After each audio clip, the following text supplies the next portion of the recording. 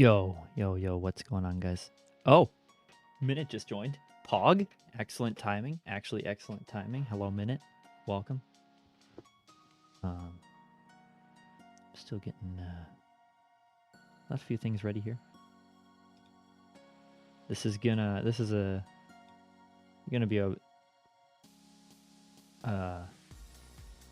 little bit different of a stream than usual, but I'm excited about it. This is gonna be great. This is gonna be awesome. I've been wanting to do this for so long. Just give me a few more seconds.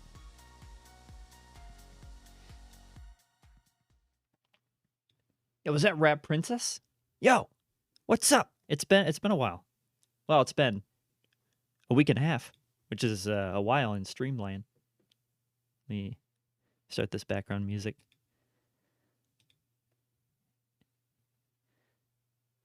And yeah, we're having a little bit of a slow start today, but it's fine. It's fine. Yeah, that's a wise decision, Rat. Not missing the stream, of course, but sleeping earlier, yeah, is a wise decision. I myself just woke up from a nap. That's why I'm still getting things ready. I did not. I got home from work and immediately crashed. Let me add this.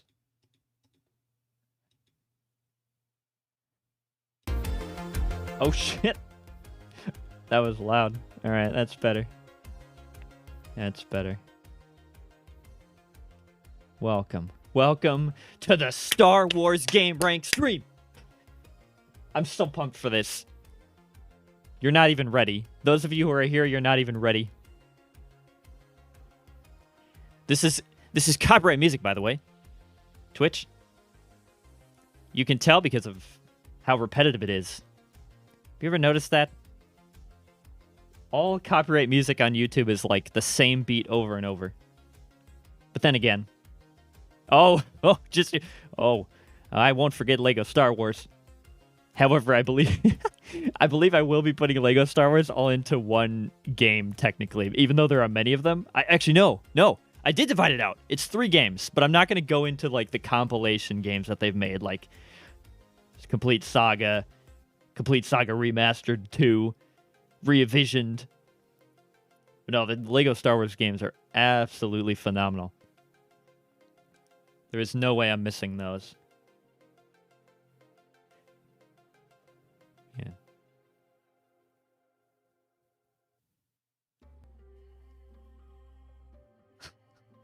Okay.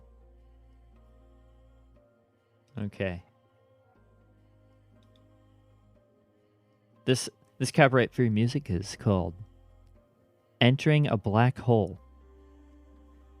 What the hell is this? Let me Sorry, I fell asleep. No, yeah, I'm skipping this song. Okay. Anyway. Hey, what's going on? Oh shit. Wait. First, take a look at look at those stars behind me. I'm not pointing the right way. Like the stars there. That's real. 100% real. Okay, anyway.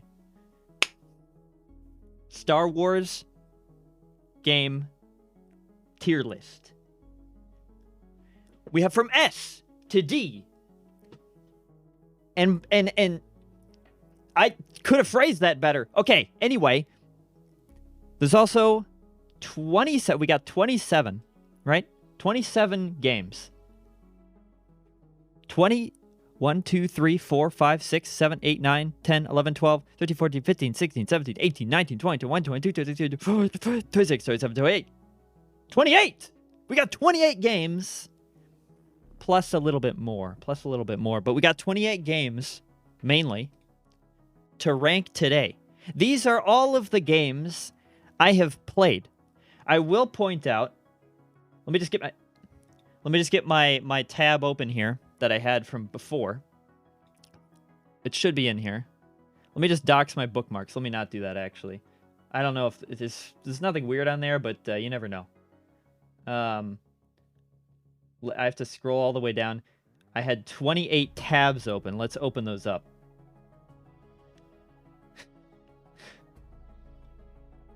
Open all. Yes. Are you sure? Chrome is asking me, are you sure you want to open 27 tabs? What, are you out of your mind? Yes. Here. Oh. Here. These are my tabs right now. Minute. Oh, I forgot, Minute. You like... Oh my god, that's so perfect. Yes, it is. It actually is. My friend made that.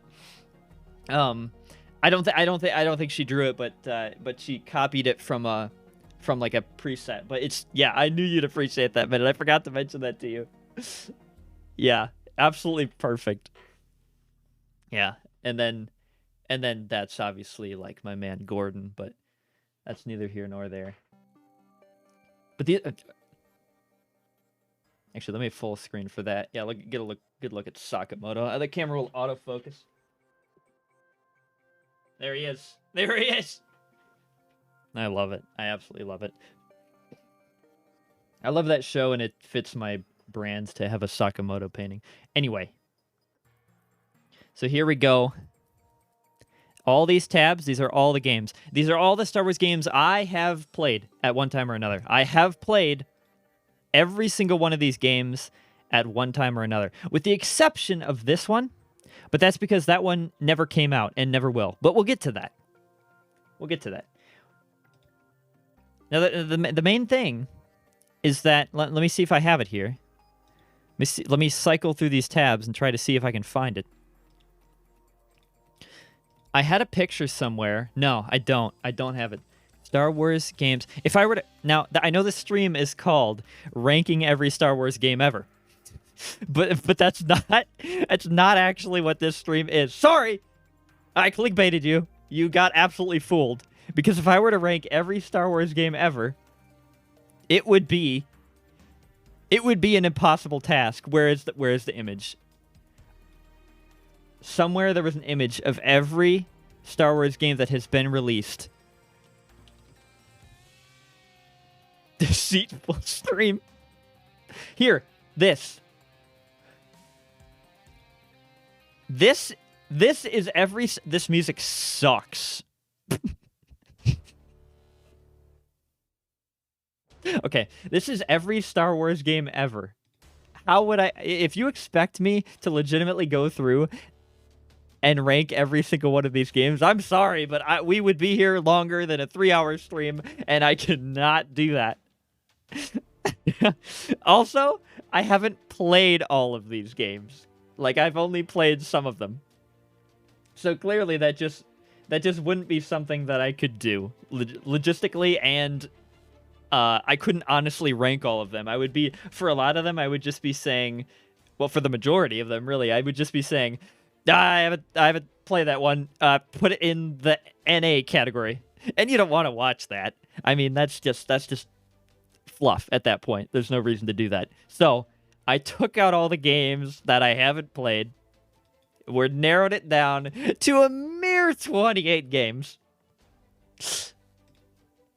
So, should we get into it? Should we get into it? Should we start? I don't know. I think I'm going to start. Okay. What do we start with, though? Hold on. Let me get more in the mindset for this. I need to get better music first of all. This playlist is not doing it for me. And I can't very well just play Star Wars music. You know damn well Twitch isn't going to let that happen.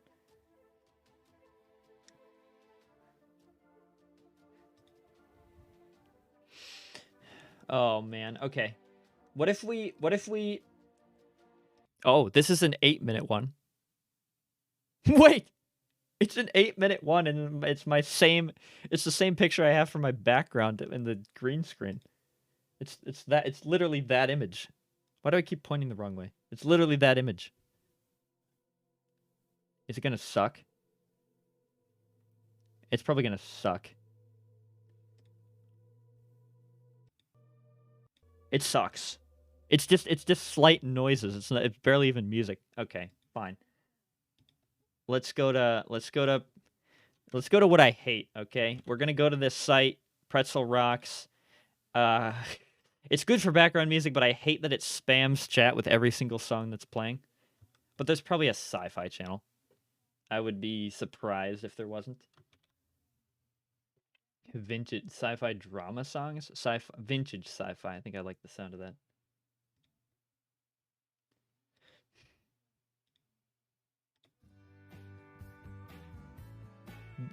This is not sci-fi. Okay, hold on. This is my lawnmower stream. Why is this playing?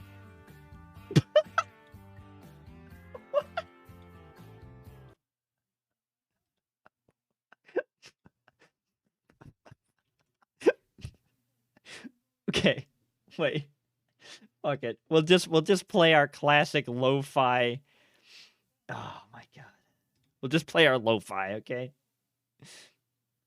As much it's so hard to get anything copyright free that isn't lo-fi. Okay.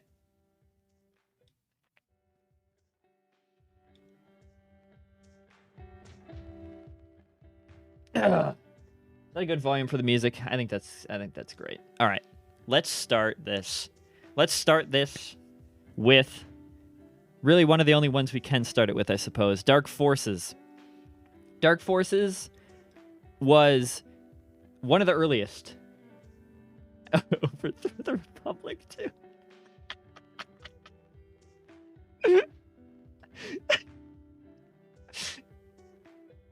Pretty much.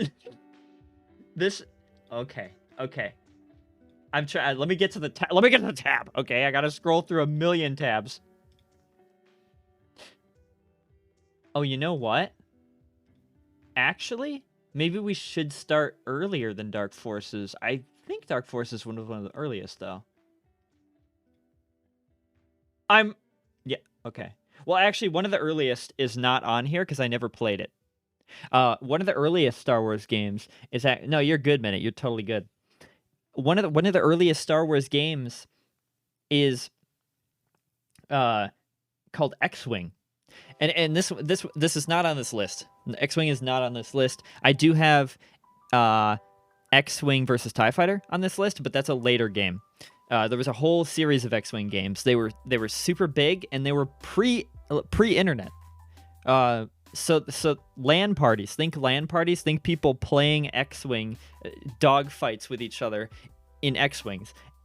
And later on, it was one of the first games to be like played on the internet as well. I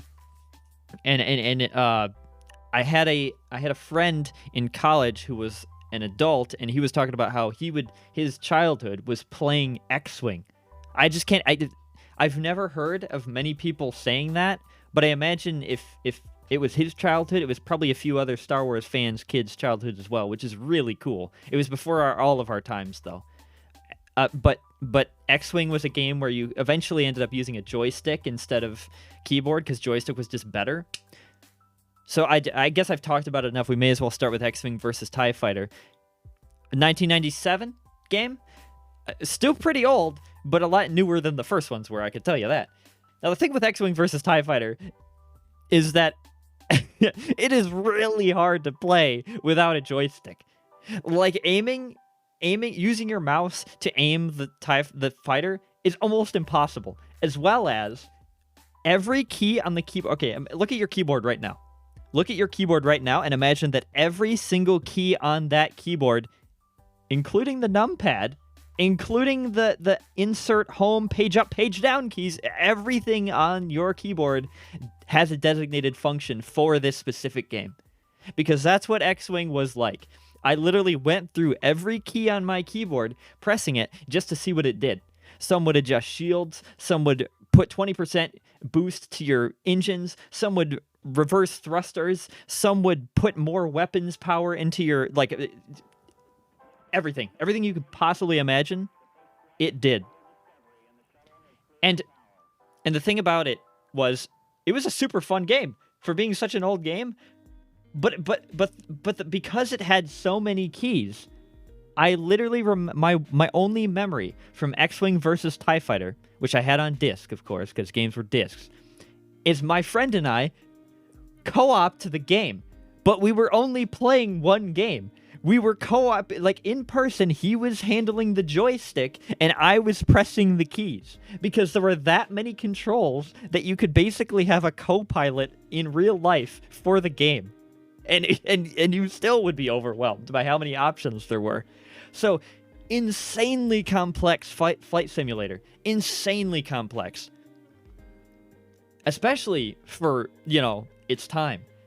Yeah, that's why, after saying all that, now I'm saying the game is pretty good, right? But this is a tier list. This is my list. This is not the end-all be-all list, though it should be. Take note, LucasArts. Take note, Disney, actually, at this point. This this game is a chore, as Rat Princess so eloquently points out, because I never played it again. I played it with my friend that one time, and I was like, this is way too much. There's no way I'm going to be able to remember which key activates 75% shields on rear. There's no way. So it's going to be, actually, surprisingly, it's going to be a pretty low ranking. It's not going to be a D, because it was still a solidly built game, but it's going to be a C. It's going to be a C. I'm sorry, X-Wing fans. I'm sorry, fans who your entire childhood was these games, but I have to rate it a C. Because it was just learn how to pilot a plane. Yeah, but I think... people. The people that play Microsoft Flight Simulator. That this game would appeal to them, I think, because it is the same amount of skill required.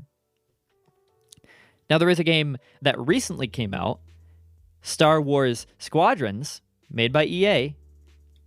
That is actually good, actually a good flight simulator.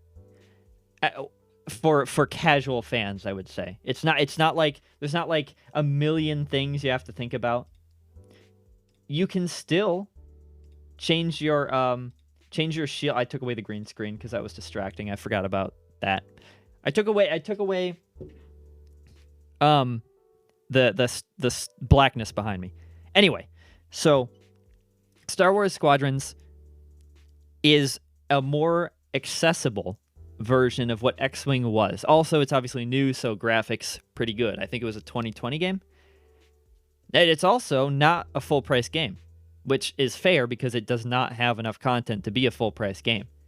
Thanks, EA, of course. But at least they didn't make it $60. I think it's $40.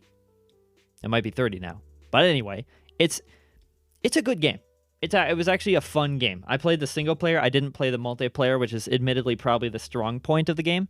But I played the single player campaign. There is one. It's very basic, but it's pretty fun. And you can adjust you can boost power to shields, you can boost power to engines, and you can boost power to weapons. It's a 3-point system, kind of on a triangle. So if you boost one, the others go down. Like X-Wing was, but instead of having full control over each and every amount percentage that you can adjust it, you just kind of have a basic boost or not, which is pretty good. And also third-person or first-person game, and you can play it in VR. I want to play this game in VR so bad. So actually, even though it's a simpler, less complex game with less content, I'm going to rank it higher. It's still going to be a B, though, because at the end of the day, flight simulators, there's only so much you can do with a flight simulator. Like, flight simulators are fine as far as they go, but I prefer more content. I prefer more diverse stuff if I'm gonna sink my teeth into a game. So Squadrons, yeah, those are the two flight simulators on here, I believe. I believe there are no others. There are others with dogfighting, but okay. All right. Next, we're gonna start with the game that started it all. Flight simulators after you crash a plane a few times and exit the game. Yeah, that's essentially what it is, isn't it? It's like, I love this game. This has so much depth and content, and then you crash and you're like, well, okay, I'll get the hang of it. I'll get the hang of it, and then after two more times of that, you're like, man, I'm playing Call of Duty right now. All right, so Dark Forces, I believe somebody correct me if I'm wrong, but didn't the original Doom game come out in 1995? Isn't that true? Isn't that an accurate thing to say? I believe that's an accurate thing to say. I need to check it though because I don't 1994. Wait, what? Was Doom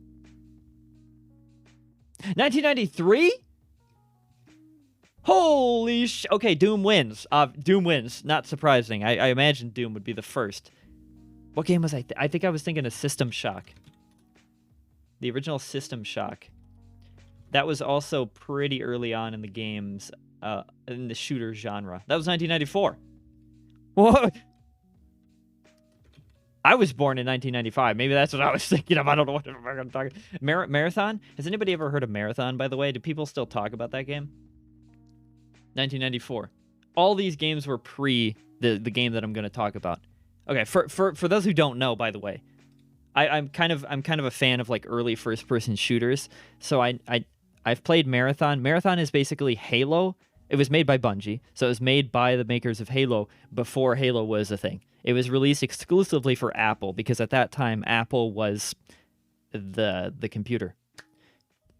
PC hadn't taken over yet. And System Shock is pre-BioShock. Same people that made BioShock made System Shock. System Shock, 1994. Doom, 1993. Marathon, 1994. This game, Star Wars Dark Forces, 1995. This game was the first-person shooter Star Wars game. It was clunky. It was old. It had no checkpoints at all.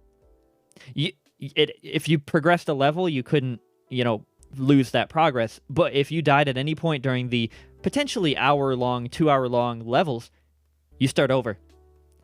And there's no lightsaber, surprisingly. No lightsaber at all. No Jedi involved. Just shooter. You're not a Jedi.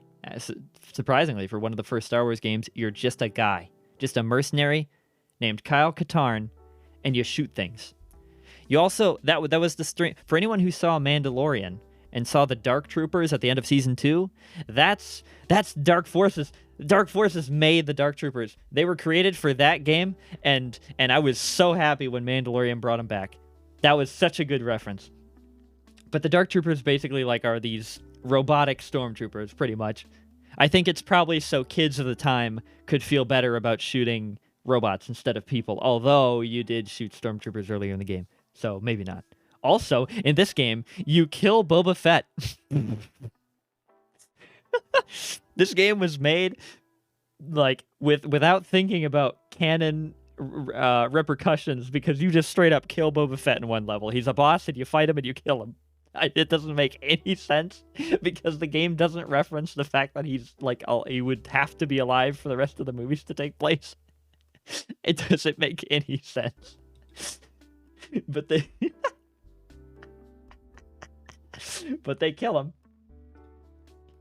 And he was challenging, by the way. I think I had to restart 4 times, and he's a boss fight at the end of the level, so it's impossible. Anyway, but I did finish the game, so there you go. Dark Forces is actually... It's pretty high, actually, because it was a fun game, but I have to think. There's 28 other games here. I can't put every game high. I have to be harsh on some. We're gonna put it in A for now. No.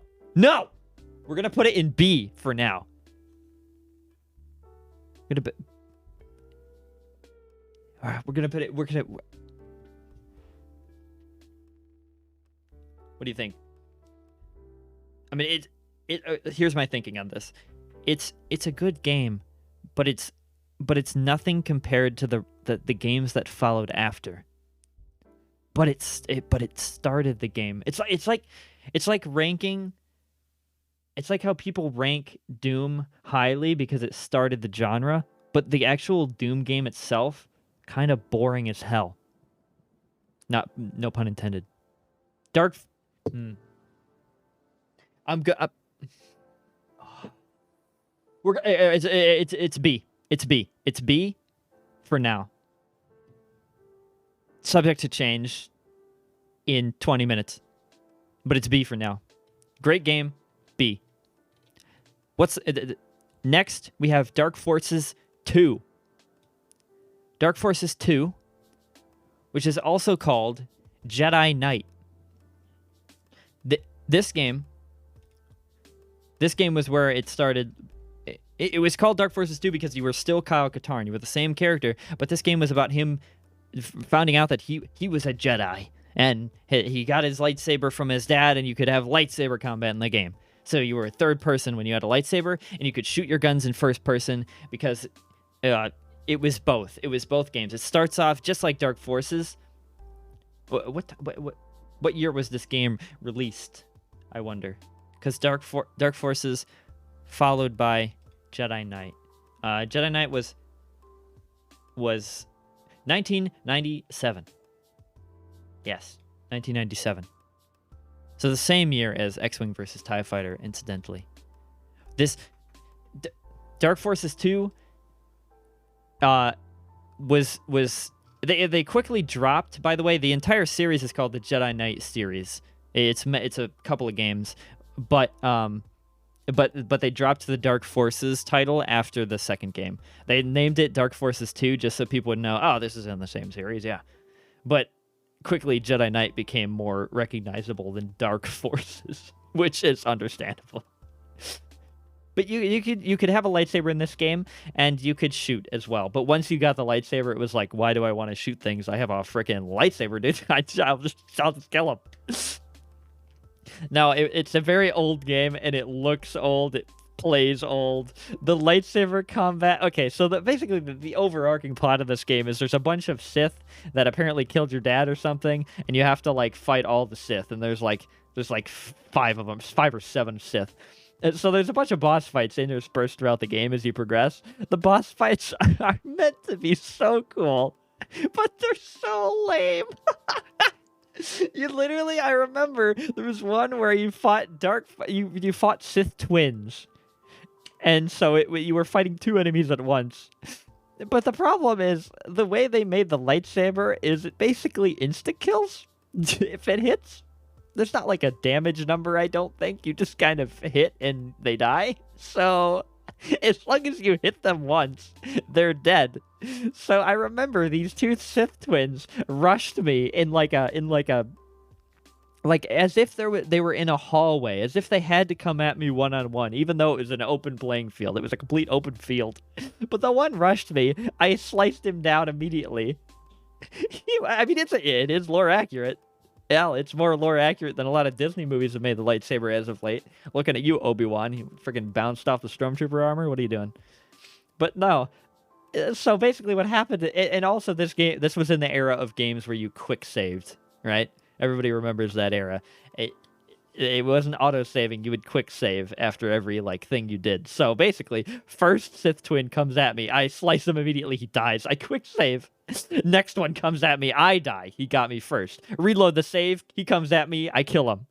It was the fastest fight I've ever had.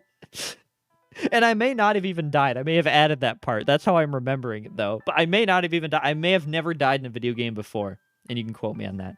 But anyway, that being said, good attempt, good early game, good start to lightsaber combat in games, because I think this was the first lightsaber combat game. But no, I'm actually going to rank it below Dark Forces 1. It's going to be a C for me. It's so good, but it's so bad at the same time. And the boss fight, it hypes up these Sith, right? But then they all in-game pretty much do the same thing, and you just kill them. So I don't know. I can't. They all had lore, by the way. All these Sith had lore. That was weird. It was a weird game. So sorry for eating out of stream. Okay, so the next game was Jedi Knight Mysteries of the Sith. This was actually an expansion pack. This wasn't a full game, so I crazily put it in here, even though it's not a full game. It's just an expansion pack to Jedi Knight. That's all it is. Same exact combat, same exact everything. However, now this is important. I don't know if anybody in the chat currently is a big Star Wars fan, but if you've read any one of the books or any one of the comics, you may know of somebody called Mara Jade. Mara Jade. Let me actually get a picture of her, because that'll explain more than I could say in words. This is Mara Jade. I can't, oh yeah, okay. This is Mara Jade. This is Luke Skywalker's wife, by the way. The extended universe, the expanded universe before Disney was in love with Mara Jade. For multiple reasons. Obviously, every Star Wars boy was like, damn, she kind of hot though. But every like Star Wars fan in general was like, dude, Luke Skywalker's wife? Pog? What? And also, okay, so for those who don't know, there was an era of Star Wars books where every author was making a wife for Luke, essentially. The authors were all writing their own thing, because Star Wars was kind of Wild West at that time of the book franchise, and they would write characters for Luke Skywalker to inevitably marry. He wouldn't marry them in the books, but he would be like, damn, she kind of hot though. I would date her. And then they would end the book, and they would leave it up to the readers, like the kind of fan consensus as to which woman the fans picked. It was a weird time. There were some weird girlfriends that Luke Skywalker had. This man, for being a farm boy in the movies, is an absolute player in the books that I don't understand. One of his girlfriends was literally an AI, like sentient AI ghost, force ghost that controlled an entire fleet with her mind or something. It was some wacky shit.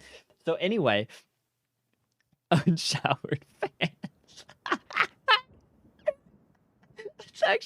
That's very accurate references. And also, Mara Jade was the first woman that was written for Luke, actually. So she was the first one and also the winning one, because she was just a good character in general. Now, I mean, not only was she physically attractive, but she actually had a story that was like engaging. She was originally the Emperor's hand, it was called. So she was like she was a Sith underling, basically, and she would assassinate targets for Palpatine. So she had all the skills of a trained assassin, as well as all the basic force skills of a Sith. And she was insane. And her final mission by Palpatine, before Palpatine dies in Episode 6, was to kill Luke Skywalker. So Palpatine died without rescinding that order. So in her mind, kill Luke Skywalker was the only thing that mattered. Mara Jade actually appears in one of the movies. Not as Mara Jade, but let me see if I can find it. In Episode 6, in Jabba's palace, there's a dancer. It's not going to show her.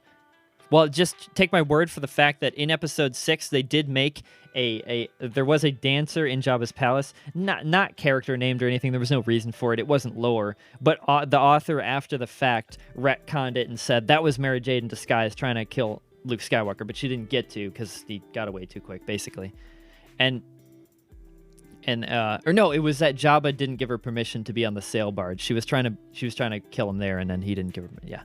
But yeah, interesting character. She eventually becomes a Jedi, obviously, and she's like one of the most badass Jedis in my opinion. Obviously, everyone has their own favorites, but the fact that she was able to still retain all the skills of an assassin and all the skills non-force power related, as well as force power skills, like Jedi are awesome, but a lot of them can only use the Force, and they're kind of helpless without it. Mara Jade doesn't have Force for some reason. Doesn't have the Force for some reason. She just kills the person anyway. She's also more willing to do the things that Luke Skywalker won't. She's kind of used in that role. And because of her background, she's more willing to get into some dirty stuff. So yeah, she's cool. She's really cool. Eventually, she becomes like an actual hero character as well. She isn't always like just an assassin as well. She's freaking great. Freaking fantastic. So anyway, the reason I bring her up obviously, is because she's in this game. You don't play as Mara Jade, but you play alongside Mara Jade as Kyle Katarn still. And so this is Mara Jade's only appearance, to my knowledge, in the Star Wars game universe, actually. But, I mean, big, because she's absolutely amazing. So there's that. Oh, for the record, side note, the Star Wars book series I'm currently reading, apparently I heard that Mara Jade dies at the end of it, and I'm pissed. So hopefully that's a rumor that isn't true, but somehow I doubt it.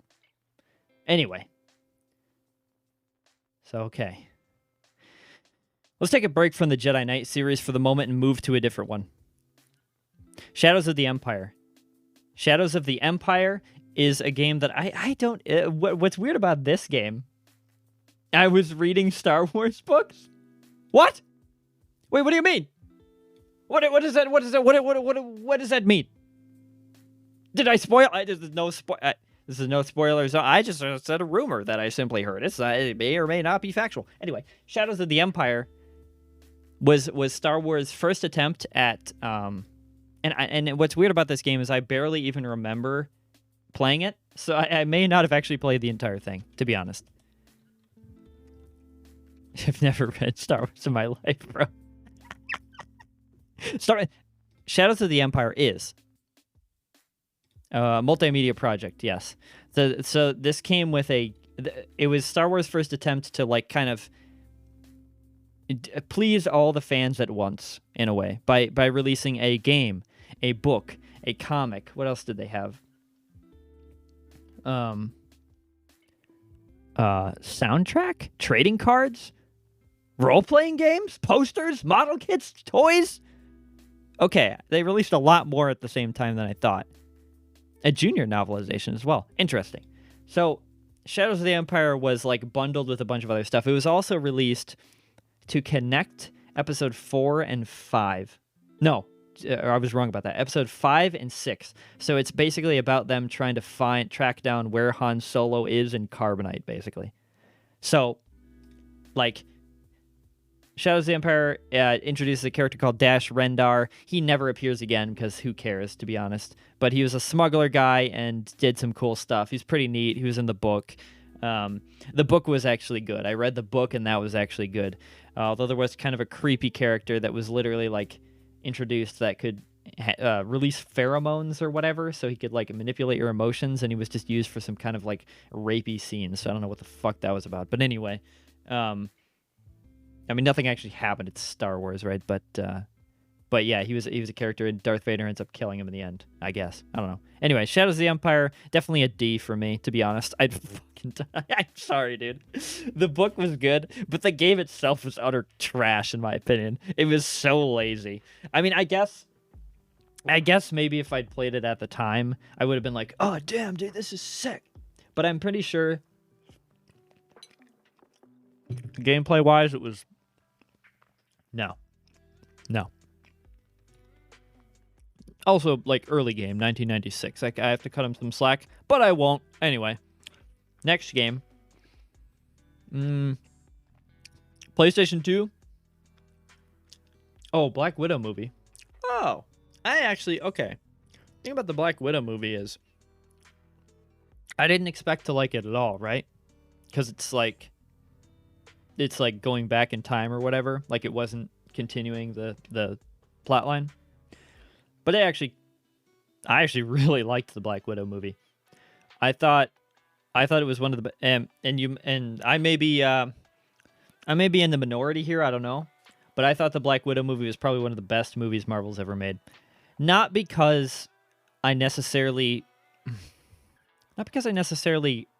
cared too much about the plot line, as weird as that sounds, but because I appreciated the effort they put into making the movie atmospheric. That movie is more grounded and has more of an atmosphere and has like a good grasp of the locations that the action is happening in. And it isn't none of the other Marvel movies really have that because they're superhero movies, right? They're moving on, they're jumping quickly to the next thing. They're fighting a million robots while flying in the air. This movie was for the most part, until the end, of course, where they all are flying through the air. which is a great scene, by the way. But before that point, it's pretty grounded. I mean, she's basically just a person. She's just a person with obviously enhanced skills and the ability to survive a car crash or whatever the heck. But I mean, I actually, with the poor plot choices, yeah, I don't know. I didn't really have too much of a problem with plot because, again, I was more focused on the atmosphere and the actual cinema. Oh, cinematography, that's a big thing. Cinematography was on point for that movie. Holy crap. It was like, dude, what makes me, the first scene I think of, right, is that scene where she's driving at the very beginning of the movie. And it's just has a radio on, like she's listening to the radio. Like, again, most Hollywood movies, like, they're not going to be listening to the radio while they're driving. That's more music you have to pay for. It's just weird. But here, it works. She's listening to it. She's just driving like a normal person. It's showing shots of, like, the road that she's driving on, and then it starts to get silent. And in my head, I'm like, well, obvious jump scare coming. Like, she's going to get hit. And she does. She gets hit by the friggin' truck by I was gonna say Pathfinder. Taskmaster was driving, and she absolutely, like, eats shit. But, like, the build up to that and the way that was executed was so good, and I know it was good because I could see it coming. As weird as that is, as weird as it sounds like I'm calling it predictable, I'm not really. Just like the way the camera angles was indicating that would happen, and that's a good thing. And like, just the whole atmosphere of her listening to the music and it cutting out slowly is really subtle but good. And Taskmaster is incredible. I'm not entirely sure how much of a fan I am about the end of Taskmaster, but I really like how that character was presented. The only thing that I would say could have improved the movie, and honestly, they should not take my advice on this. Nobody should listen to me at all on this. But my idea of what was going to happen to Taskmaster at the end, because obviously she's revealed as, spoilers, she's revealed as just a girl that was unfortunate in life, and that Black Widow had maimed unintentionally, or intentionally rather. But she, I was thinking that when her dad was killed, in the movie they said that when her dad was killed, they kind of imply that she wasn't acting on her own, that she was like, okay, now I'm a normal person because I don't have to listen to my crazy dad, right? Which is nice. I mean, it's very nice. And she, and Black Widow saves her, saves her from that fate. What I thought was going to happen at the end fight where she has her helmet off and Black Widow and her are going to fight, I thought that she was going to spray her with the stuff, with the serum or whatever, that removes the thing where they follow everything, or are forced to follow every order. That's what it was. I thought it wasn't going to do anything. I thought that she was going to react for a second, and then it was going to be revealed that she had been just following what her dad wanted because she wanted to, not because her dad told her to. I thought that was going to be the twist, and I thought she was going to kill herself at the end of that. That's how I thought that was going to end. It would have been a lot sadder, kind of unnecessary possibly, but that's what I thought was going to happen. And in a way, I think that would have had more weight to it, especially because Black Widow, we know Black Widow dies after that movie. I think it would have had more parallels. I don't know. I don't know if that's the route they should have gone. It may have been bad, but I just thought that was what was going to happen. Because I thought it was a little cheap that immediately, like, she sprays her with the freaking mace body spray, or whatever, Axe body spray, and she's fine. I don't know.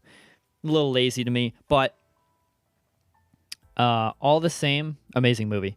And I talked about Black Widow for way too long, but thanks for asking me about that. I absolutely love that movie, and I love the soundtrack that it has as well. It's just kind of some bass pulsing sounds, but it's pretty good. Well, let's move on. Let's move on to Star Wars: The Clone Wars. This is a game that was only released on the PlayStation 2, and I played it over at my friend's house one time with more lightsabers. Anything would be better with more lightsabers. As evidenced by Free Guy. That movie was mostly boring, except for the part where he pulled out a lightsaber, in my opinion.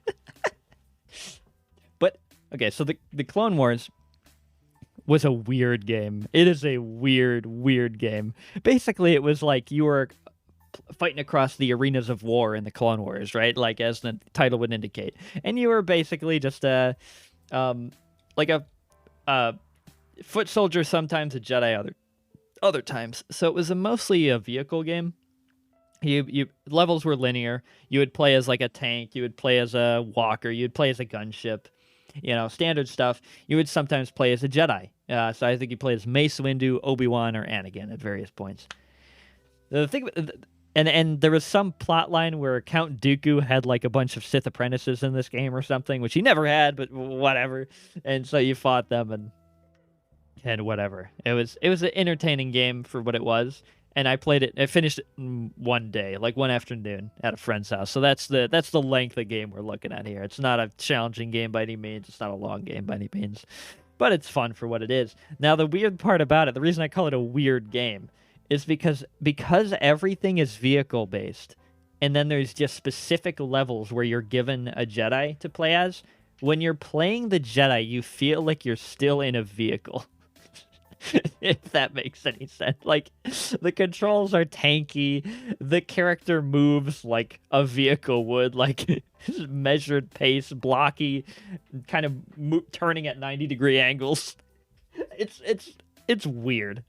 I wouldn't call the Jedi levels that fun, because it basically just feels like you're a vehicle still, even though you're supposed to have like extra movement as a human being, like you're supposed to be able to jump around. I don't think you can jump in the game at all. I don't think that's a feature of the game. I think you're pretty much rooted to the ground. So, I mean, fun game for an afternoon, but it's gotta be a D for me. It's C. No, I have too many C's, and also it is below Jedi Knight, I believe. No, it's got to be a C because it's actually not below X-Wing. You know what? I think I'm going to insult. No, it's staying as a C. It's staying as a C. That's what I took my hand off the cursor. It's chess rules. I gotta go with it. Star Wars: The Clone Wars, C for clone. Anyway, next game, which is also, I will go into this one because my friend, I played it at the same house that I played Clone Wars at, and I believe I had played a very small amount of it, but I know enough about it to at least be like, okay, this is cool. Star Wars Super Bombad Racing. Let me get a bigger image of the title. The cover art is so funny. This is what the game looks like. It's like a bobblehead Darth Maul, pod racing a Gungan, pod racing Yoda. That's the type of game we're looking at here. It's a stupid game. It's a stupid game. It's so bad. If I'm not mistaken, it's basically Super Mario Bros. Wait, what's it called? I forget the name because I'm not cultured and I haven't really played Nintendo games. But it's like that game where you race. What is it called? How do I not know this? This is the most basic gaming knowledge. Mario Kart. Mario Kart. I'm so stupid. It's Mario Kart. It's a Mario Kart clone, basically, is what it is. Is all it is. And that's all it ever will be. And it doesn't even say what year. Oh, 2001. 2001. That was released in the same year, by the way, as Halo. The original Halo game was released alongside Super Bombad Racing. It's a meme game. That's all I can really say about it. Because of the meme, because of the effort they put in, it's going to be a B for me. It's so stupid that I'm even rating it that highly, but I have to do it because it's just so dumb. It's just such a dumb game that it's just fun for an afternoon, It's not something you'll play every day. but it's something that is kind of nice to have on your shelf to be able to pull out every so often to be like, hey guys, I want to play Super Bombad Star Wars Pod Racing. It's so dumb. Okay, I think we've emerged from the era of PS2, actually, I believe. I mean, there's still games released alongside that, but I think we're run out of PS2 exclusive games. And we have so many good ones left. So many good ones left. Oh, I've actually unintentionally kind of grabbed the worst ones first. I didn't even mean to really do that, but I kind of did that. And we're in good territory now. Let's go to Jedi. Let's go back to the Jedi Knight series. Remember the one with Mara Jade, Kyle Katarn, Dark Forces, Jedi Knight Mysteries of the Sith. Then we get to Jedi Knight 2. By the way this series is named is kind of like Windows operating system. Like Windows 98, Windows XP, Windows 2000 EX, Windows Vista. Like, what the hell is going on? And now we're on Windows 11. What is even happening? That's how this series is named. Because as a refresher, it's Dark Forces 2 Jedi Knight. And now it's Jedi Knight 2 Jedi Outcast is the full name of the game. Dark Forces is gone. The series is now called Jedi Knight, but it's Jedi Knight 2, even though it's the third game. And then the name is just Jedi again, but with Outcast at the end of it. Like, I don't even know who came up with these names. But Jedi Outcast has gotta be, and this may surprise you, Jedi Outcast is an instant S tier, baby! S tier game! One of the best games I've ever played. Unironically, this game is sick. This game is a old piece of shit, but let's pull it up. I think it'll be better if I just pull up the game and show you exactly. Oh no, did you just do Komodo Hype? Oh no, you did PogChamp. Okay, good, thank God. Komodo Hype the bot will time you out if you use Komodo Hype, so be very careful. Anyway, okay, so what do we got? Yeah, I have a little bit of a thing against Komodo Hype because I hate that it replaced PogChamp. I like the original Pog U emote, but that's neither here nor there. There's nothing wrong with Komodo Hype. I just did it as a meme. Anyway, Jedi Outcast. It's better if I just pull it up. Let's hope it doesn't crash.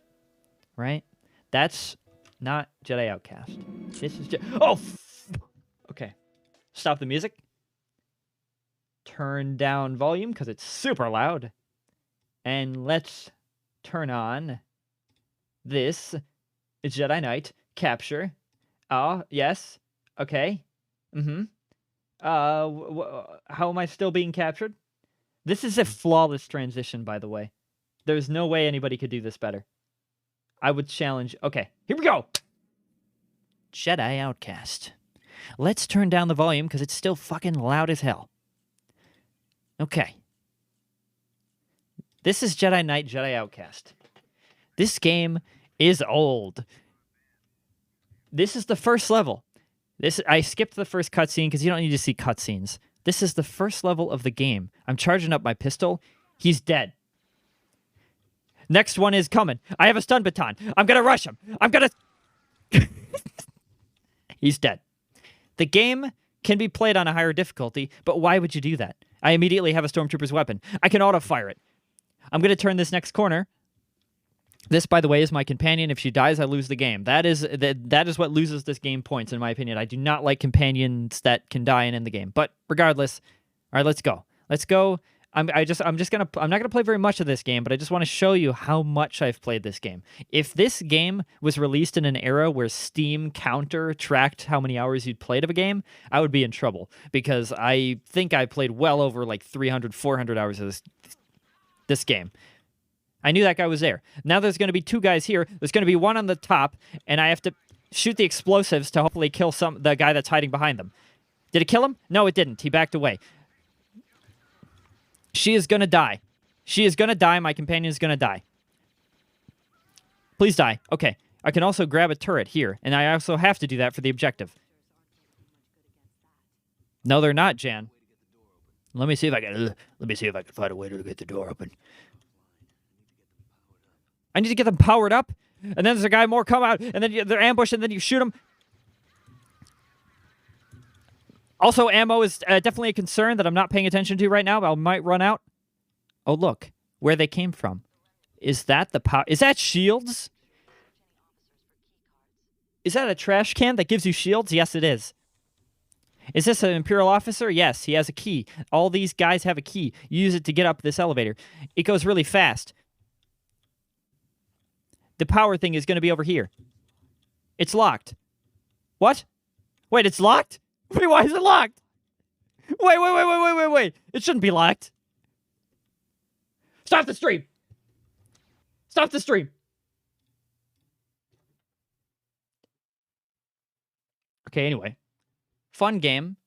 Apparently I don't remember how to get... Oh, wait, no. I do. Watch this. You're going to be amazed. I went up. This is what we have to do. We have to activate the thing. They're online. Now I can shoot the thing. But also, I can just jump out this window instead of going all the way. It's going to probably hurt me, though. Wait, can I not jump out the window? Hello? I don't remember the controls for crouch. Oh, there. Fuck. I can't jump out the window. I thought I could jump out the... I've definitely jumped out the window before. Regardless. You go down, you kill the people, you jump down, use the turret, you take health loss because you jumped down like an idiot. You didn't really have to do that, and then you shoot the thing, and then you go through the thing. I remember... That's the only way to do it, Jan. I know this game inside now. That's the only way to do it. Anyway, the only way... the only problem with this game, other than Jan dying and potentially losing you the game because an NPC act like an idiot, is this particular elevator. I remember a story my friend told me, the same one I played Bomb Bad Racing with, is that this game would checkpoint here, right? And if you didn't quick save, if you didn't manually save, which you can manually save any time in this game, the checkpoint could fuck you. Because if you got a checkpoint, I just went back up. If you got a checkpoint when the elevator was going down, sometimes it could do that old game thing where you're basically checkpointed halfway phased into an elevator and instantly die when it reloads to save. So if you went there and then died to a stormtrooper next door, for instance, and then respawned inside an elevator and instantly died, you could do the instant die checkpoint thing. If you know what that means. If you played any old games at all, you know what that means. So, I mean, potential quick save deaths, but I think they were just funny more often than not. Here's the other thing about this game. Mods. This game, okay, the actual game itself is pretty fun, but because, again, it's Dark Forces series, so it's basically Jedi Knight 1, but improved, because once you get a lightsaber, let me give myself a lightsaber. Get me out of here, please. Okay. Wait, before I go into mods are pretty freaking sick, but this game on its own, even modless, is still one of the most entertaining games you'll ever play, because console. It has a developer console. This is the first game I actually learned about developer consoles even being a thing in games. This was more like my intro to PC gaming, essentially, and this console can do anything. This console, by typing in help us OB1, get it? It enables cheats, which you can then give lightsaber. Unknown item.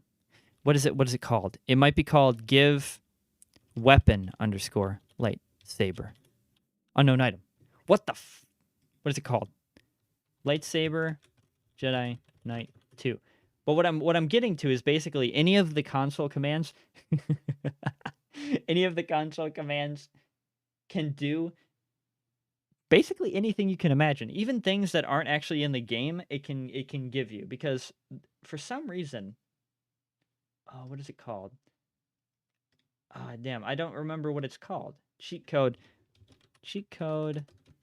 lightsaber. The problem with this segment, of course, is that I thought I remembered, like inherently what all the cheats were, because I typed in these cheats so many dang times as a kid. I remember most of them by heart, but for some reason I never gave myself a lightsaber for some reason.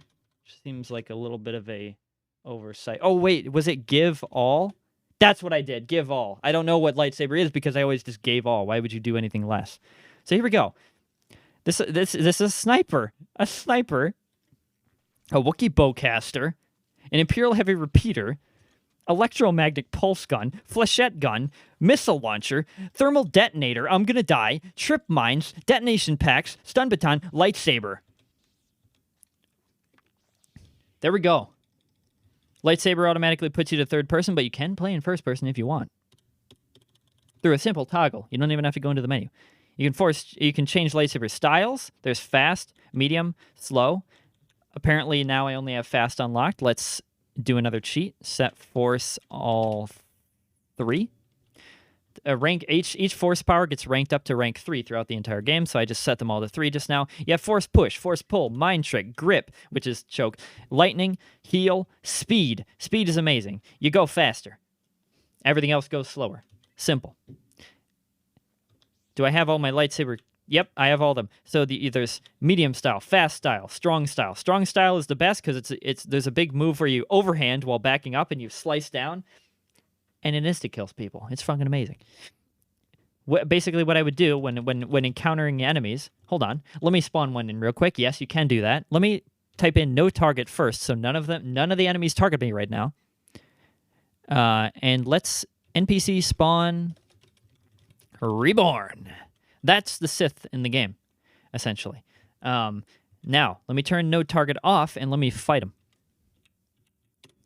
He's going to fight me now. With the regular lightsaber style, fast, you can fight him for a while. Like, oh, yeah, and also, there's actual... He's dead.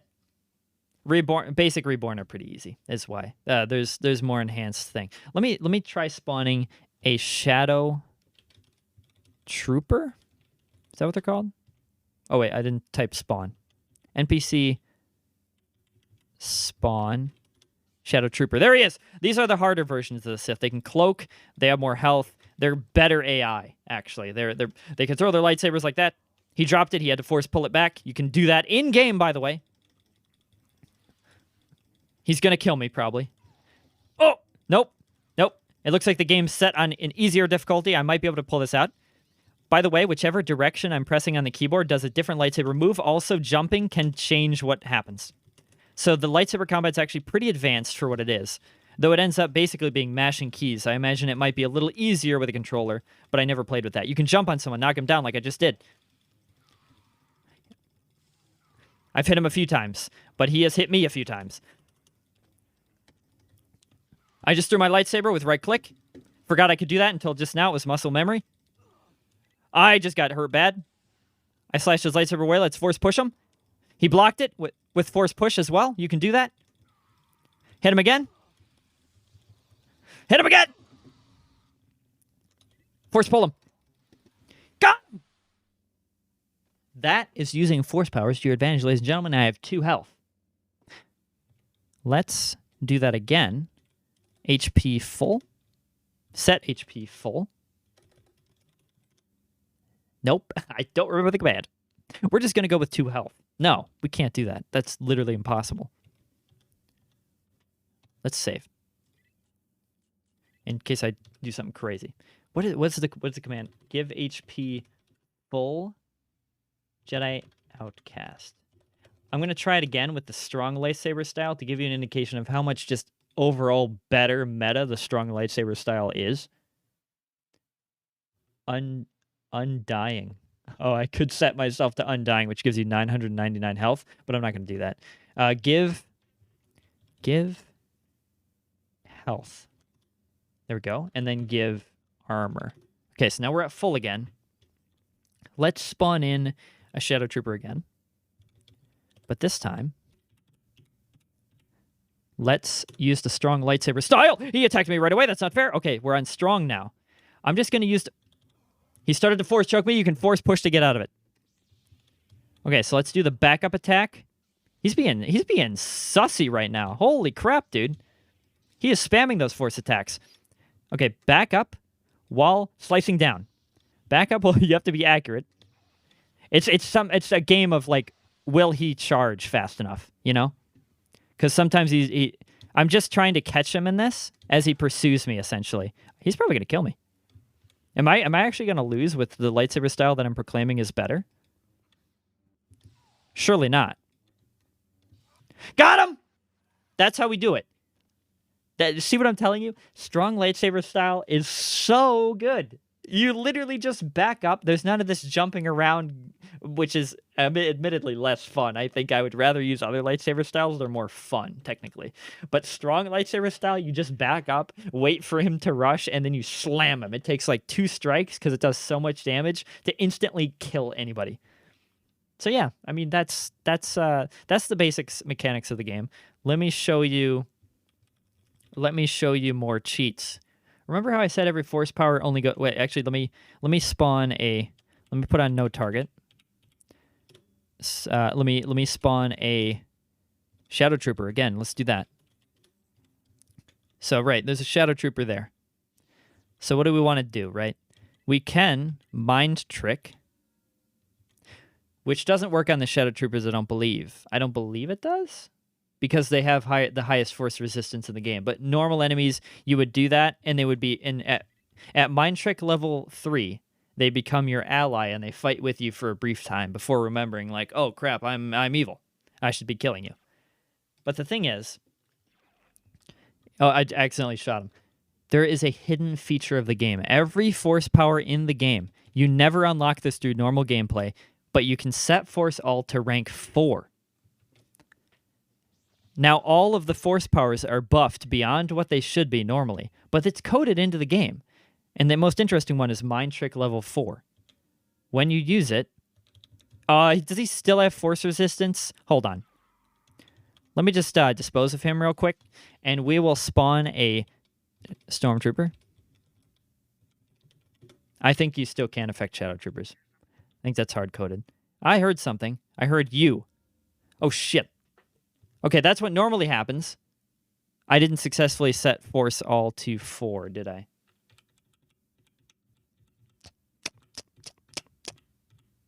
So right now he's... Yeah, it was... I typed in the wrong command. Okay, so now it's 4. I'm him. I'm playing as the NPC. I can shoot. I can walk around. I can kill other NPCs. I can jump. I can kill myself if I want to. Or I thought I could.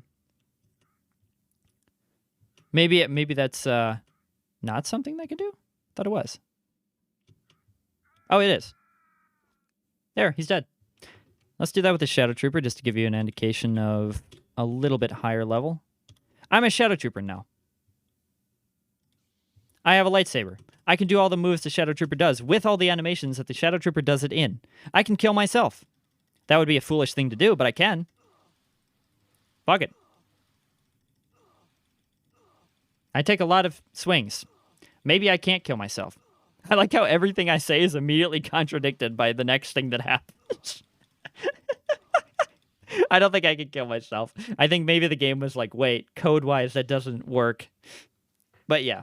Oh, No, I'm not on God mode. Okay. Anyway, yeah, so interesting that you can do that. Also, with the way that this game works, I remember I would spend many hours. Let's go to a different map, because we can just straight up do that. What is it called, though? Yavin? No. Yavin Temple? That's what it's called. So we can go to any map in the game, including multiplayer maps. That's... Okay. Oh, this is that level where you freaking get introduced to Luke Skywalker. That's right. Stop talking to me. Let me no clip out of here. Cheats are not enabled. Help us, Obi-Wan. No clip out of here. Goodbye. And spawn. I remember what I would do is I would essentially spawn a million different guys. This is going to crash the game potentially.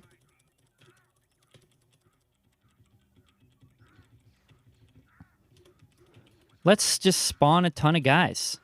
Now let's spawn some Jedi.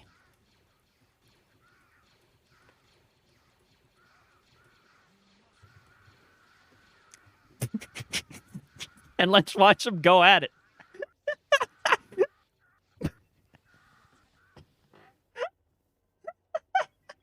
They all follow me. They follow me as a god. This game, basically, Originally, when I played the game, I was like, this is a great Star Wars shooter game. But then it quickly became, this is a great, like, game where I could just spawn in enemies and watch them fight. I don't even have to play the game, and it's entertaining. Because you can spawn anything. Let's spawn some Shadow Troopers here. Protect the Academy. They would say that 1,000 times when fighting. Sith versus Jedi battle. By the way, for some reason, the game has the capability to do this, but you never actually saw this amount of NPCs on screen in the actual campaign. Like, that never happened. The game would have at most, like, 5 NPCs in the battlefield. But you could spawn, like, 100 easily, and the game is fine. It's very interesting. It may be a symptom of this game being released for, the Sith 1. Oh, God. Oh, God. It may be a symptom of this game being released for consoles as well. Maybe they're trying to resource save there. But anyway. Oh, they all cloaked. Yeah, I can't see them at all. Wow. Incredible.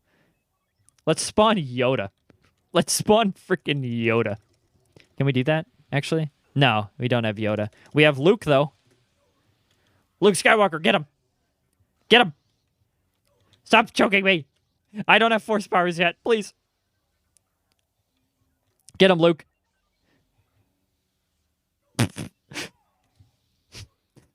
He keeps targeting me. No target. Luke died! He didn't even kill a single one! Luke Skywalker got nerfed! Oh my god! Let's fly an X-Wing. Right? What is it? What is that command? Fly X-Wing? What is it? I never used it because it was kind of a gimmick. What was it called? Oh, also, this game has dismemberments. So again, the lightsaber's better than anything Disney's ever made, because you can cut off people's limbs and stuff. Jedi Knight, Jedi Outcast, cheats, X-Wing. Fly _ X-Wing. I'm so close with these, but I forget, like, one thing. Here we go. We're in an X-Wing now. By the way, this isn't in-game at all. This is not a thing. But for some reason, and obviously I did it inside, so I'm stuck already. But you can fire missiles and die. There's no ship combat in the game whatsoever. I have no idea why they added this. I have no idea where this even comes from. It really should. It's such a fun thing to add. Let's see if it works better outside, actually. It does not. I fucking...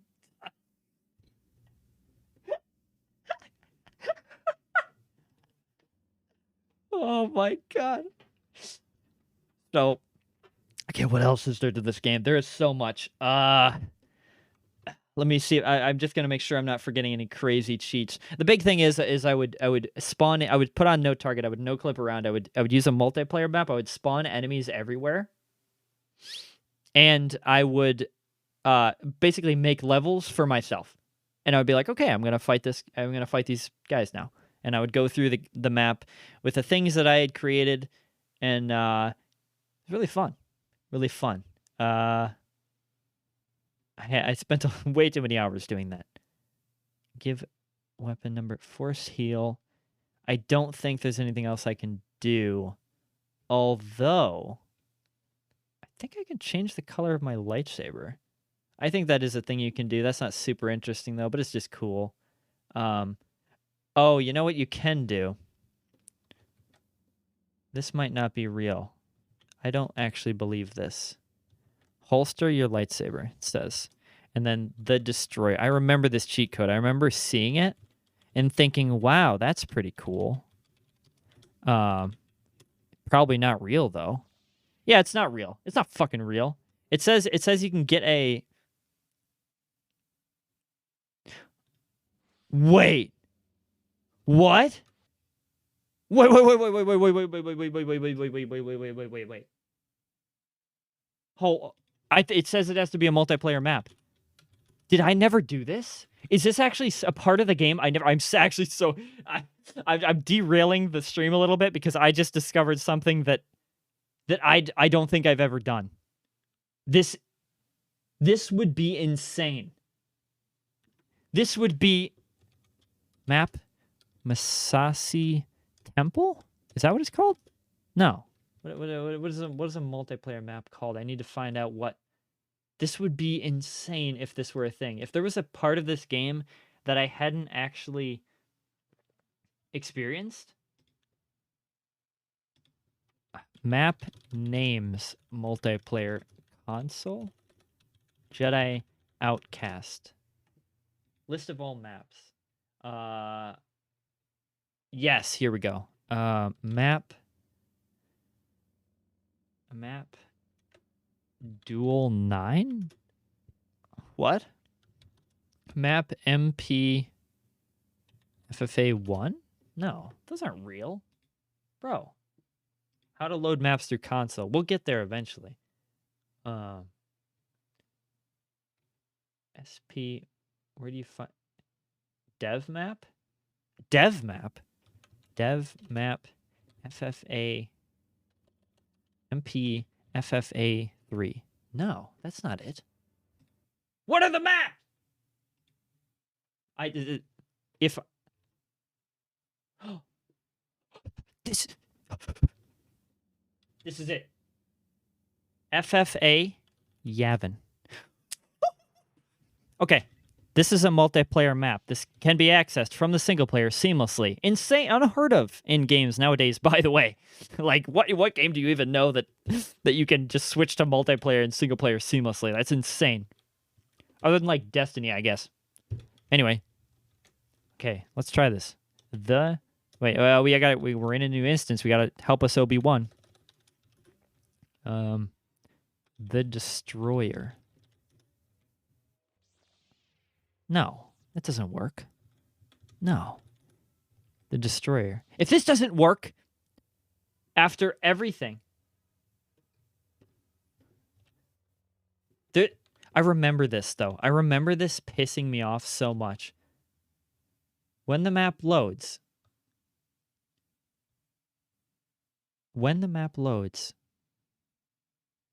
Select your lightsaber, then holster it.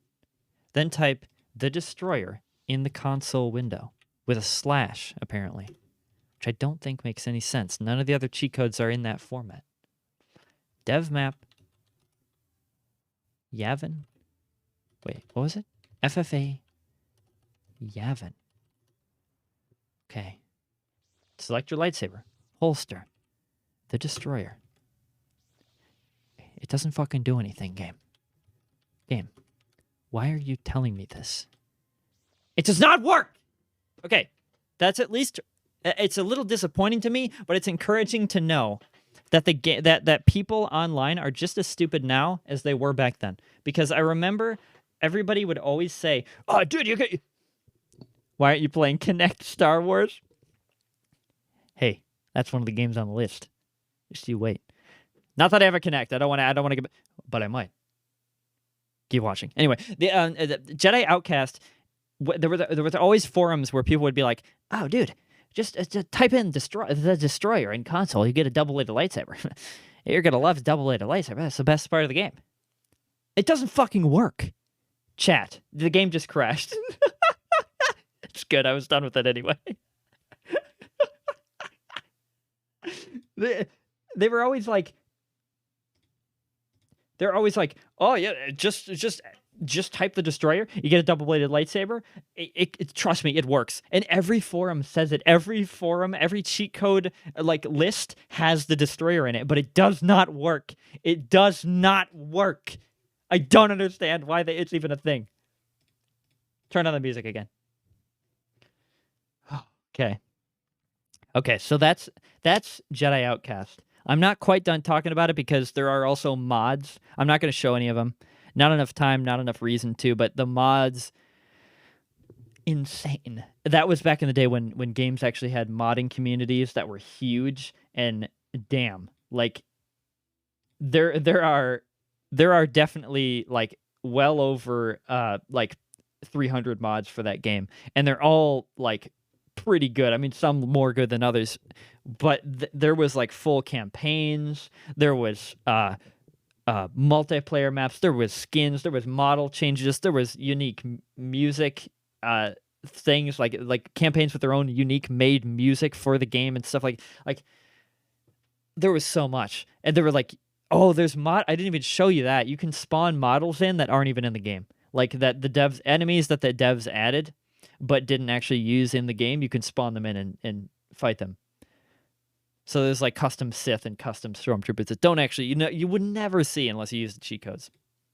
The other thing about Jedi Outcast is that mod-wise, there was one mod worth mentioning, worth singling out among all the other mods, where it was a realistic weapons mod. So every game pretty much has that, right? It's just a reskin of all the weapons, better sounds, better pizza, better prices, that type of thing. And it would be like to make it feel better to play, feel more modern, feel like the weapons were more powerful. Nice mod as far as that goes, but this mod went above and beyond in two separate ways that I've never seen any other mod do for any other game. Number one, and this is the coolest, they added it. So in the original game, when you shoot walls, it's just like it's just like a score mark, like a blaster mark, or like a burn mark on the wall. Or if you like slice it with your lightsaber, it's like a burn mark. But nothing else changes because obviously it's an old game. Like it's not gonna it's not gonna get destroyed. Like the environment's not gonna be destructible. This mod changed the decal essentially that the game puts on the wall. So it changed it from a burn mark to a hole. To this day, I don't know how the mod developer did that. Because you could see through. You could see through the hole that you shot and see into other rooms. But yet, the way games are made, usually the other side of the wall would be the outside of the map. So usually that would be quite immersion breaking to be able to see through the hole. But somehow, the way this developer did it, when you looked through the hole, it always looked like what you should see on the other side, like another room or another part of the forest or whatever. I don't know how he did that. And it never broke the game either, because you could never shoot enough.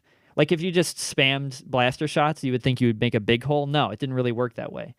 But it still felt like every shot made a hole. It was a lot of like smoke and mirrors trickery, I'm sure.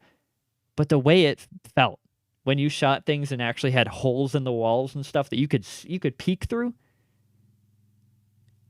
without breaking the game, like without being able to see ahead to like see what was coming in the level or whatever, you couldn't do that. But just the immersion aspect of that was insane. The other thing that it added is thermal detonators. Thermal detonators are in the game. Grenades, typical thing. In the default game, it's an old game, so they just blow up. That's it. It's a small explosion, whatever. The graphics overhaul, the realistic weapons mod, the second thing it did above and beyond the Call of Duty, so to speak, is that the sound would actually like cause ringing in, not like physical, like it wasn't like causing me physical pain, right? Although maybe, I don't know. But it would make your character's ears ring. And that wasn't in the game. That wasn't in the original game. So they added not only a better explosion sound, but they added like a sound for the character to experience, to make it feel like you really just blew up something and like it's ringing your ears. Also, the explosion was way bigger, obviously, but not only that, but the thermal detonator, when it exploded, would create smoke that slowly and dynamically over time filled the room, or filled whatever space the grenade had detonated in. So it obscured vision, which was cool as hell, because that was not original. There was no smoke in the original game. But with this mod, there was the smoke would fill the room and obscure your vision because the explosion was so big and it felt so powerful. The only downside to that, of course, is that the mod developer didn't really think about the fact that NPCs weren't coded to acknowledge smoke, so the NPCs can still shoot through the smoke just fine. They don't see it at all, so they just one-shot you, and you can't see anything. But I think it was a good trade-off because the mod did actually add more ammo and more, like, tweak the damage values a little bit of the weapons to make them more powerful feeling. So it was a good trade-off to be like, okay, well, I do have more powerful weapons than the game would normally allow me, but when I throw a grenade and it kills a bunch of people, I won't be able to see for a bit. Fine. That's fine. I never had too much of a problem with it. It's kind of funny. Not very balanced, but pretty good. So that mod was worth mentioning. That mod makes the game way better. And there's so many mods where you can play. You can like play as Yoda. You can fight Darth Maul. You can S rank game. S rank game even without mods, but with mods, it's S. It's definitely S. Moving on. Jedi Academy. This is Jedi Knight 3 Jedi Academy. This is the last entry in the Jedi Knight series. This one is the only game in the series where you create your own Jedi and you play as that Jedi in your own species, your own gender of Jedi, whatever, what have you. I think you can rename the first name or something, but everybody calls you by the last. That old gaming trick. But you can play as your own Jedi instead of playing as Kyle Katarn. The rest of the series you played as Kyle Katarn. That character was popular enough to actually be put into books and comics and everything. But this you play as insert Jedi name here. And it feels awesome. Because in this one, Kyle Katarn is your trainer. He's your Jedi mentor.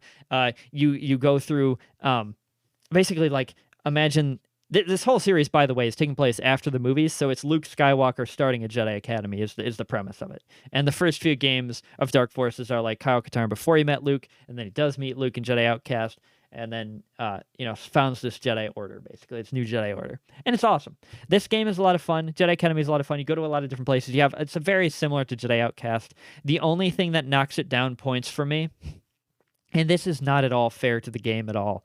Like I should be writing this S, right? Because it's the same exact game but a little newer. But I have to put it at an A, which sounds like a downgrade. Still a very solid game. Still a game I highly recommend playing. But I have to put it at an A simply because of the fact that I kind of liked playing as Kyle Katarn. I don't really like playing as my own character. I'm sorry. I don't think my no-name Jedi is as cool as Kyle Katarn, who has his own lore and backstory. Also, more to the point, my personal experience of the game was that I played it on console. I played Jedi Academy on console, where you have none of the cheat codes, none of the mods, and it runs like shit. I mean, comparatively to a PC, of course. So PC, if I had played Jedi Academy, if two things. If I had played Jedi Academy first before Jedi Outcast, I would probably rank it S and be shitting on Jedi Outcast right now. But that's not the case. I played Jedi Outcast first and Jedi Academy second. The other thing is, if I'd played Jedi Academy on console or on PC, I would probably rate it way higher. I would probably rate it S. Because it has the same cheats. It has the same everything. But I got to rank it a little lower. And that's all there is to say about that. Okay. Let's go into the new world, so to speak, of Star Wars for a second. Let's go into EA's thing. Because I feel like after talking about Jedi Knight series so much, I need to obviously mention Jedi Fallen Order, which is EA's kind of reboot, soft reboot. It's not Kyle Katarn, but it's like a new Jedi that you play as, you know. So it's a new, similar thing, really. Jedi Fallen Order. Jedi Survivor is going to be coming out, I believe, next year as a sequel to this. But Jedi Fallen Order is an EA game made by Remedy, right? No, Respawn. What am I insane? Not Remedy. If it was made by Remedy, that would be a way different game. Respawn. Yes. I need to check this. I need to make sure I'm not talking out of my ass, though I certainly am. Respawn. Respawn, for the record, made Apex Legends, Titanfall. So they made Jedi Fallen Order, and you have that same wall running. They love wall running. Respawn loves wall running.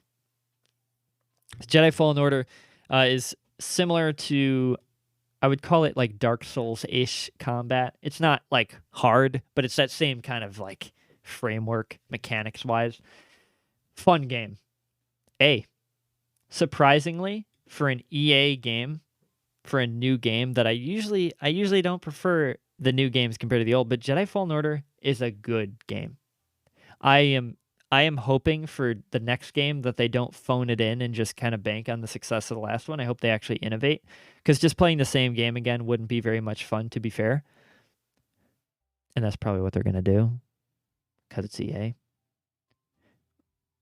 But if it's up to Respawn to determine what the game is, it'll be great. If EA hones in and tries to force them to do their thing, it's going to suck. But whatever. Jedi Fallen Order is good. Plot was actually good. Like, I actually enjoyed the plot legitimately. And there's definitely good stuff to be had in it. Darth Vader appears at the end and like utterly shits on the main villain of the entire game. Like, the entire game builds up this main villain, and then at the end, Darth Vader fucking stabs her through the chest and she dies. And he comes in and he's like, "Now you're fighting me, motherfucker." And he comes at you and like he's like bending walls and like moving catwalks out of the way, and Darth Vader's like pursuing you, and you're like, "Oh shit." And it says, and your only objective is fight Darth Vader or survive Darth Vader or something. And it's like, holy fuck. Absolutely incredible. Great game. Great game. I've been I'm not sure where to go now, because we finished off. Should we go to Lego Star Wars? Should we talk about Lego Star Wars? I think we got to talk about Lego Star Wars next. I have I have 3 Lego Star Wars games. They're so good. You can't tell me that they're not some of the best games ever made.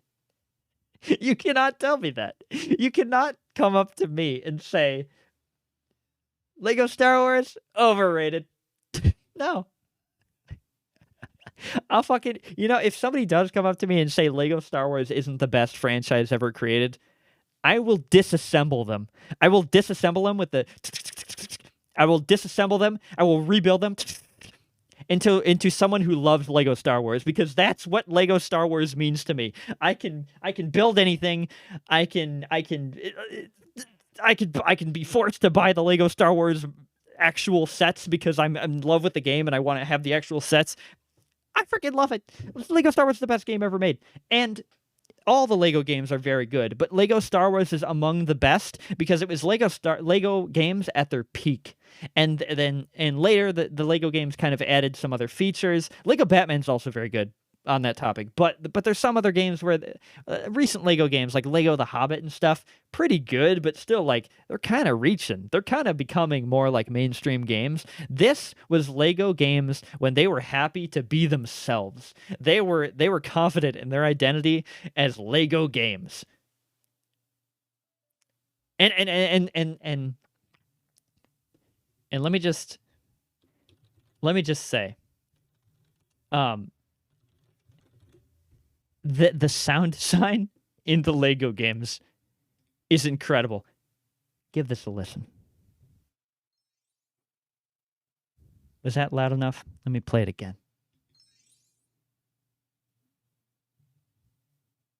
I think we all know that sound. I think we all know the sound of picking up the blue stud. Let me play it again.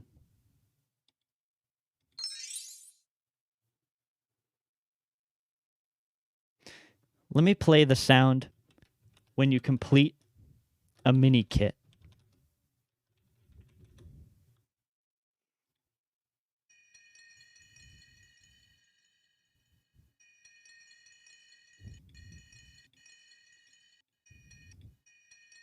That isn't the sound for a mini kit. What, are you out of your mind? This is it. Let me play that again. Okay, I'm done. What I'm saying is the sound effects are some of the best. Some of the absolute best sound effects in any game. They're so distinctive. You won't forget them. Even as an adult, you'll still be like, yeah, that guy just completed an X-Wing. I can tell because of the sound it made. The other thing is they're co-op. I mean, that's just default a win, right? They're co-op, 2 people co-op. You can play any character. There's free play. You can play any Jedi. You can play any Star Wars character that you want. You can play a Stormtrooper. You can fire a gun. I don't even know how to describe the Lego games. Do I even have to describe the Lego games? We all know what the Lego games are. The Lego games... Let's start with... I divided them into 3 games. So there's Lego Star Wars 1, which is episodes 1, 2, 3. There's Lego Star Wars 2, which is the original trilogy. There's Lego Star Wars 3, which is Clone Wars. That's a more recent one. I put that one on there for a particular reason. You'll see why. Obviously, there's complete sagas. There's collections. There's remakes. What just came out? It was the final collection or some garbage. I don't know what it's called, but it's including the Disney trilogy as well. So it's nine movies adapted. But S rank easily. The game is bigger than the actual box that it can fit in, which just fits, which actually I did not do intentionally, but unironically fits the Lego game meta very well. It doesn't even fit in the box that it's supposed to be contained in. Much like a Lego set doesn't fit the box after you've assembled it one time. You're not getting it back in that box. Lego Star Wars 2, I put on there just so I could talk about how much they evolved from Lego Star Wars 1. They actually innovated. They added other things. The levels were bigger. The bricks were louder. The studs were more pick-upable. And then Lego Clone Wars. This is an adaptation of the Clone Wars animated series, for those who don't know. I will rank this as A, only because it's a symptom of Lego games now, is that they're a little bit more glitchy. There's a little less care put into them. There's a little more potential for game-breaking bugs, crashes. It's a more subdued Lego experience. It's a little bit murky because of the glitches they've added, but Clone Wars is still A, even with the glitches, because it has the damn best co-op mechanic I've ever seen in any game ever made. Somehow, even after all this time, with all these other games that have come out since, Lego Star Wars 3 is still innovating. How? How are the Lego games still innovating better than AAA titles? How? How does that happen? Lego Star Wars 3 has a mechanic where if you separate from your partner, if you walk away, you're on one screen like a normal Lego game, but if you walk away, it goes into split screen, like all Lego games, but it goes into split screen not horizontal, not vertical, but like diagonal. Diagonal split screen. There's no black space on the screen. Every inch, every pixel of the screen is utilized for your entire playtime.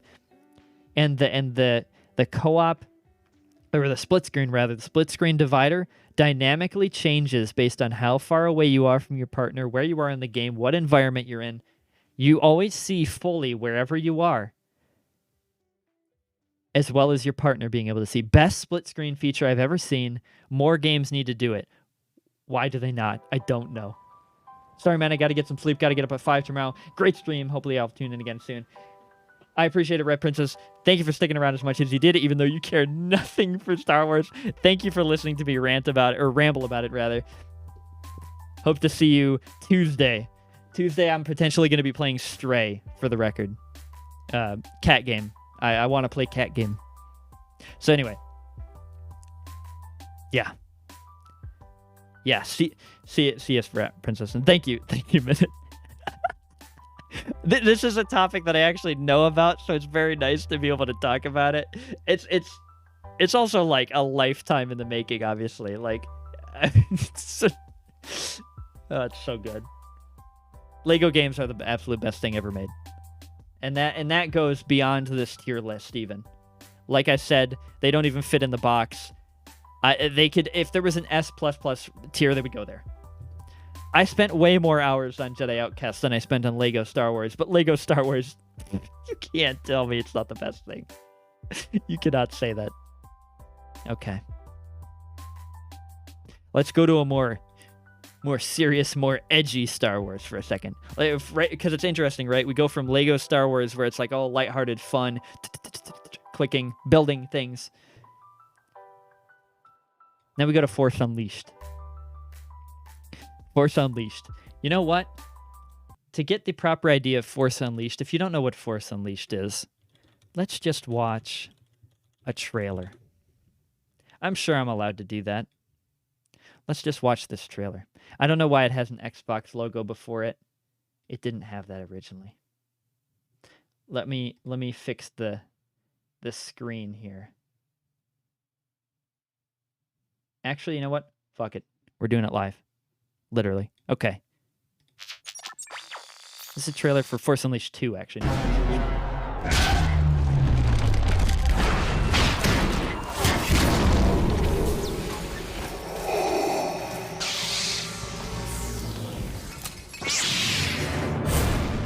Rated team. Rated team. Yes. For those of you who didn't necessarily understand what you just saw, or maybe in disbelief, yes, you just saw Vader get force pushed through about 7 walls before activating his lightsaber.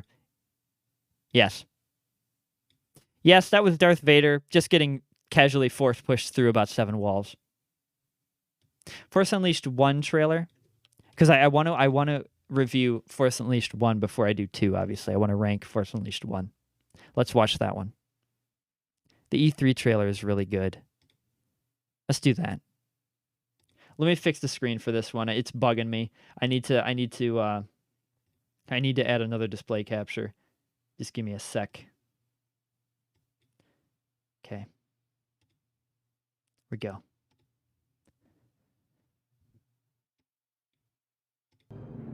This part doesn't matter.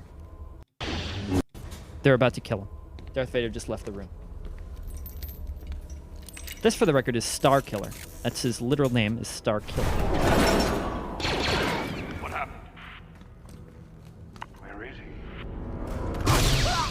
Dead. Dead. Like a ghost.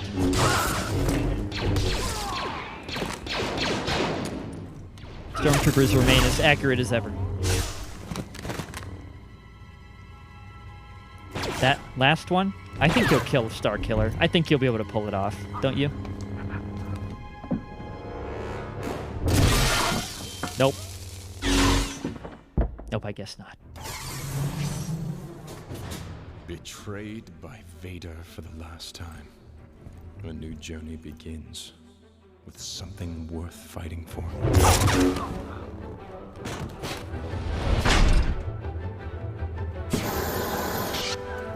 Someone worth dying for. Matrix? Matrix?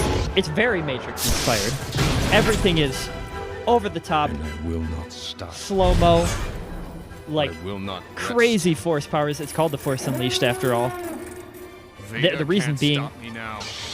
Oh, I just you need to see this part. You need to see this part that's coming up.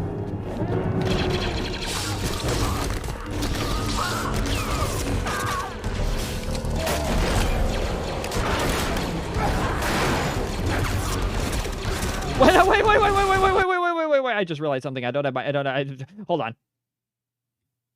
I didn't have my face cam up.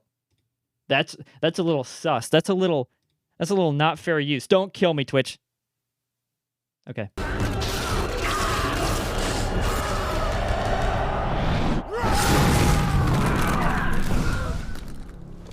Force or pulse. Yes, that is force push in all directions at once. And then he fights a robot, whatever. We don't really care about that. The force or pulse is the main thing. Also, then it pans down and there's a bunch of clones of him. Wait a minute! This is Force Unleashed 2! Fuck's sake! Force Unleashed 1! I said Force Unleashed 1! No, disregard everything I just said. That'll be for later. What's Force Unleashed 1? Okay, it's gonna look lame compared to that. Oh, no, I ruined it. No, actually, this isn't lame. This isn't lame. This is actually... Watch this.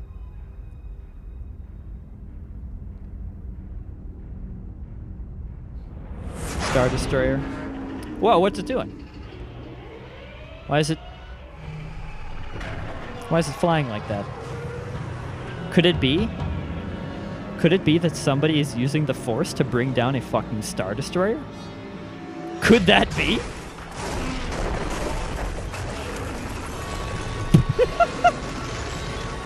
He's not even gonna move? Because he's badass? Hey, Jake! Is that Jake from H-Gen? What nice to see you. I knew it because your name was named that. It's amazing.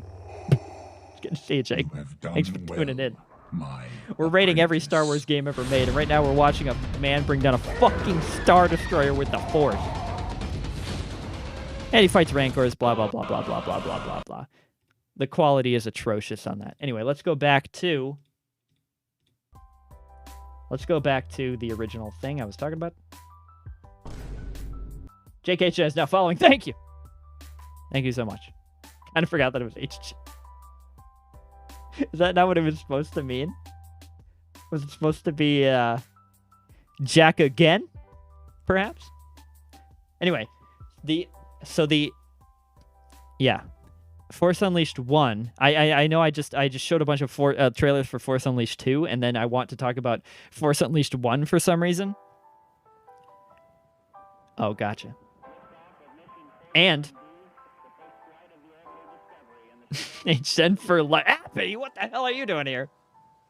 Get the fuck out. No, I'm just kidding. Please stay. Please stay. By the way, Abby, I want to mention real quick. I tried to watch your VOD from 2 days ago, and I couldn't see it. Or I couldn't access it. I don't know what happens to your VODs, man. I don't know if you're deleting them or if they're not just showing up. But I can never watch your VODs until a week after you've streamed.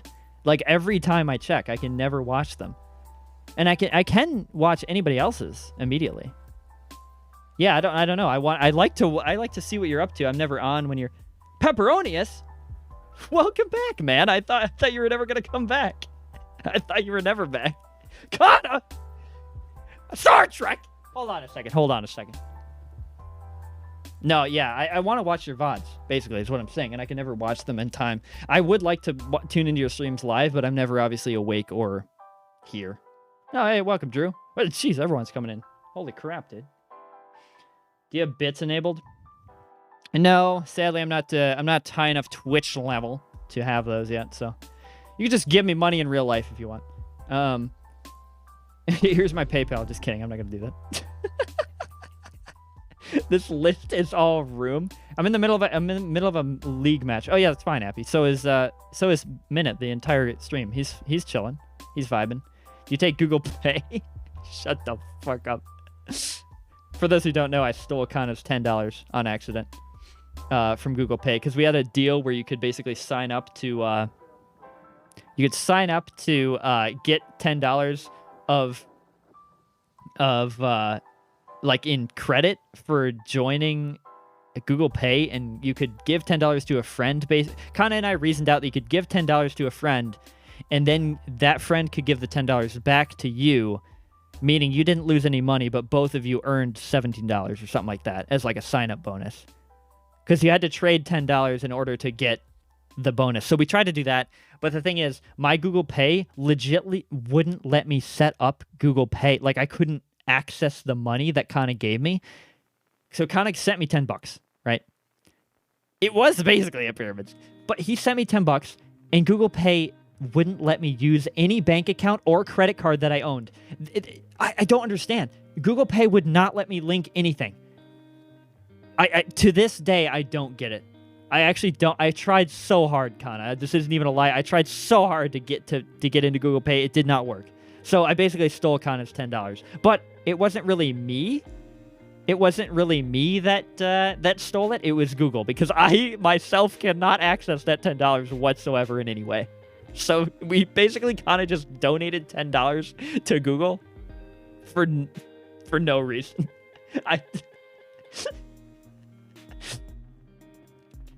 Okay. Pepper, nice to see you. Jake, nice to see you. Drew, nice to see you. Abby, nice to see you. Great. Welcome, everybody. Thank you for joining.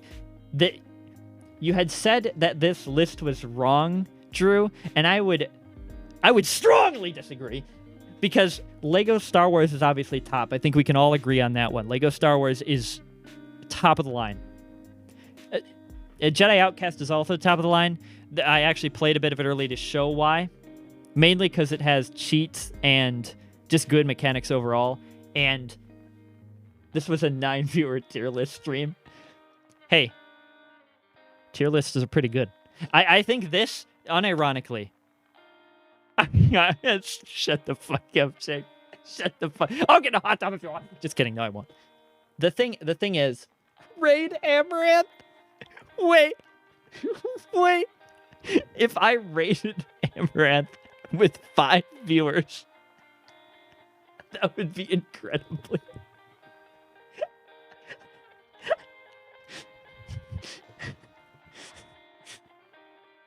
Oh, God. Let's get our names on that body, bro. Fuck's sake. I don't even know if... Am I even allowed to raid a large... I guess I am. They just wouldn't care. Okay, so the thing is... The thing is, I'm actually unironically enjoying this stream more than any other stream I've done. Dark Forces? I'll explain this, West! I'll explain this. I'll explain this right now. The reason I rated Dark Forces... Wait, no. Dark Forces isn't C tier. Dark Forces is B tier. Dark Forces 2 is C tier. Let me explain why.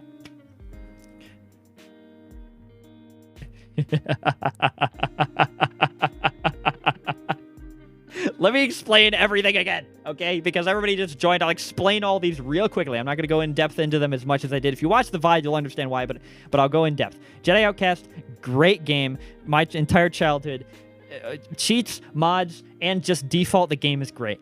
Lego Star Wars, great. We can all agree on that. Lego Star Wars 3, a little bit less because it has glitches, but still A tier because it's still innovating. Even after, like, many other games have come out, Lego games are still innovating. Insane.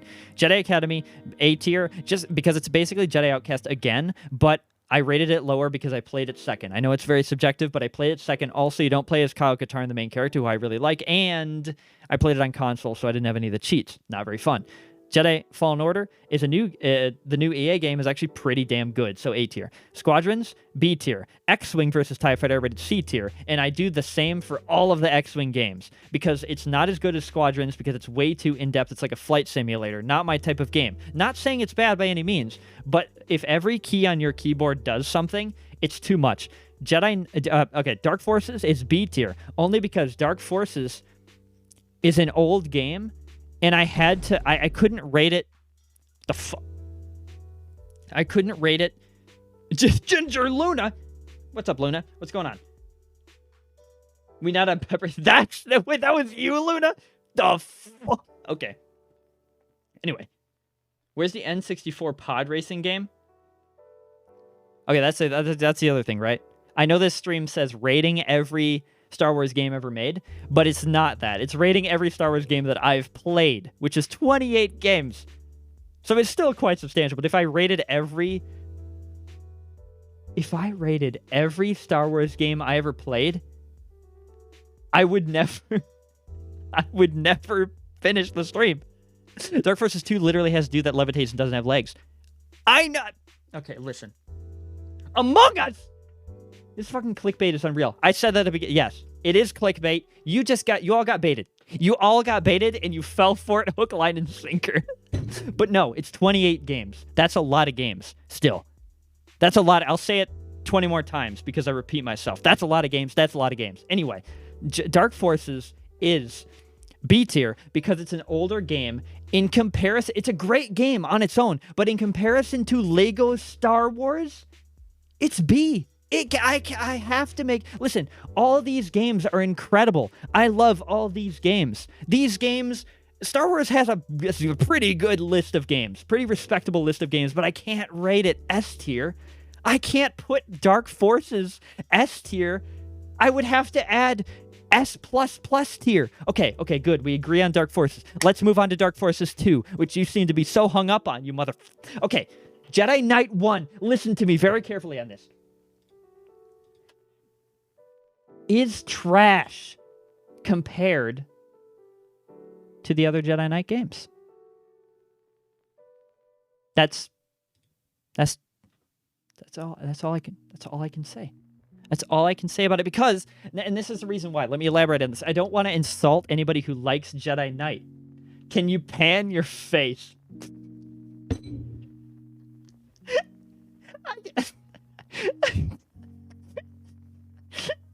I could set up an OBS thing for.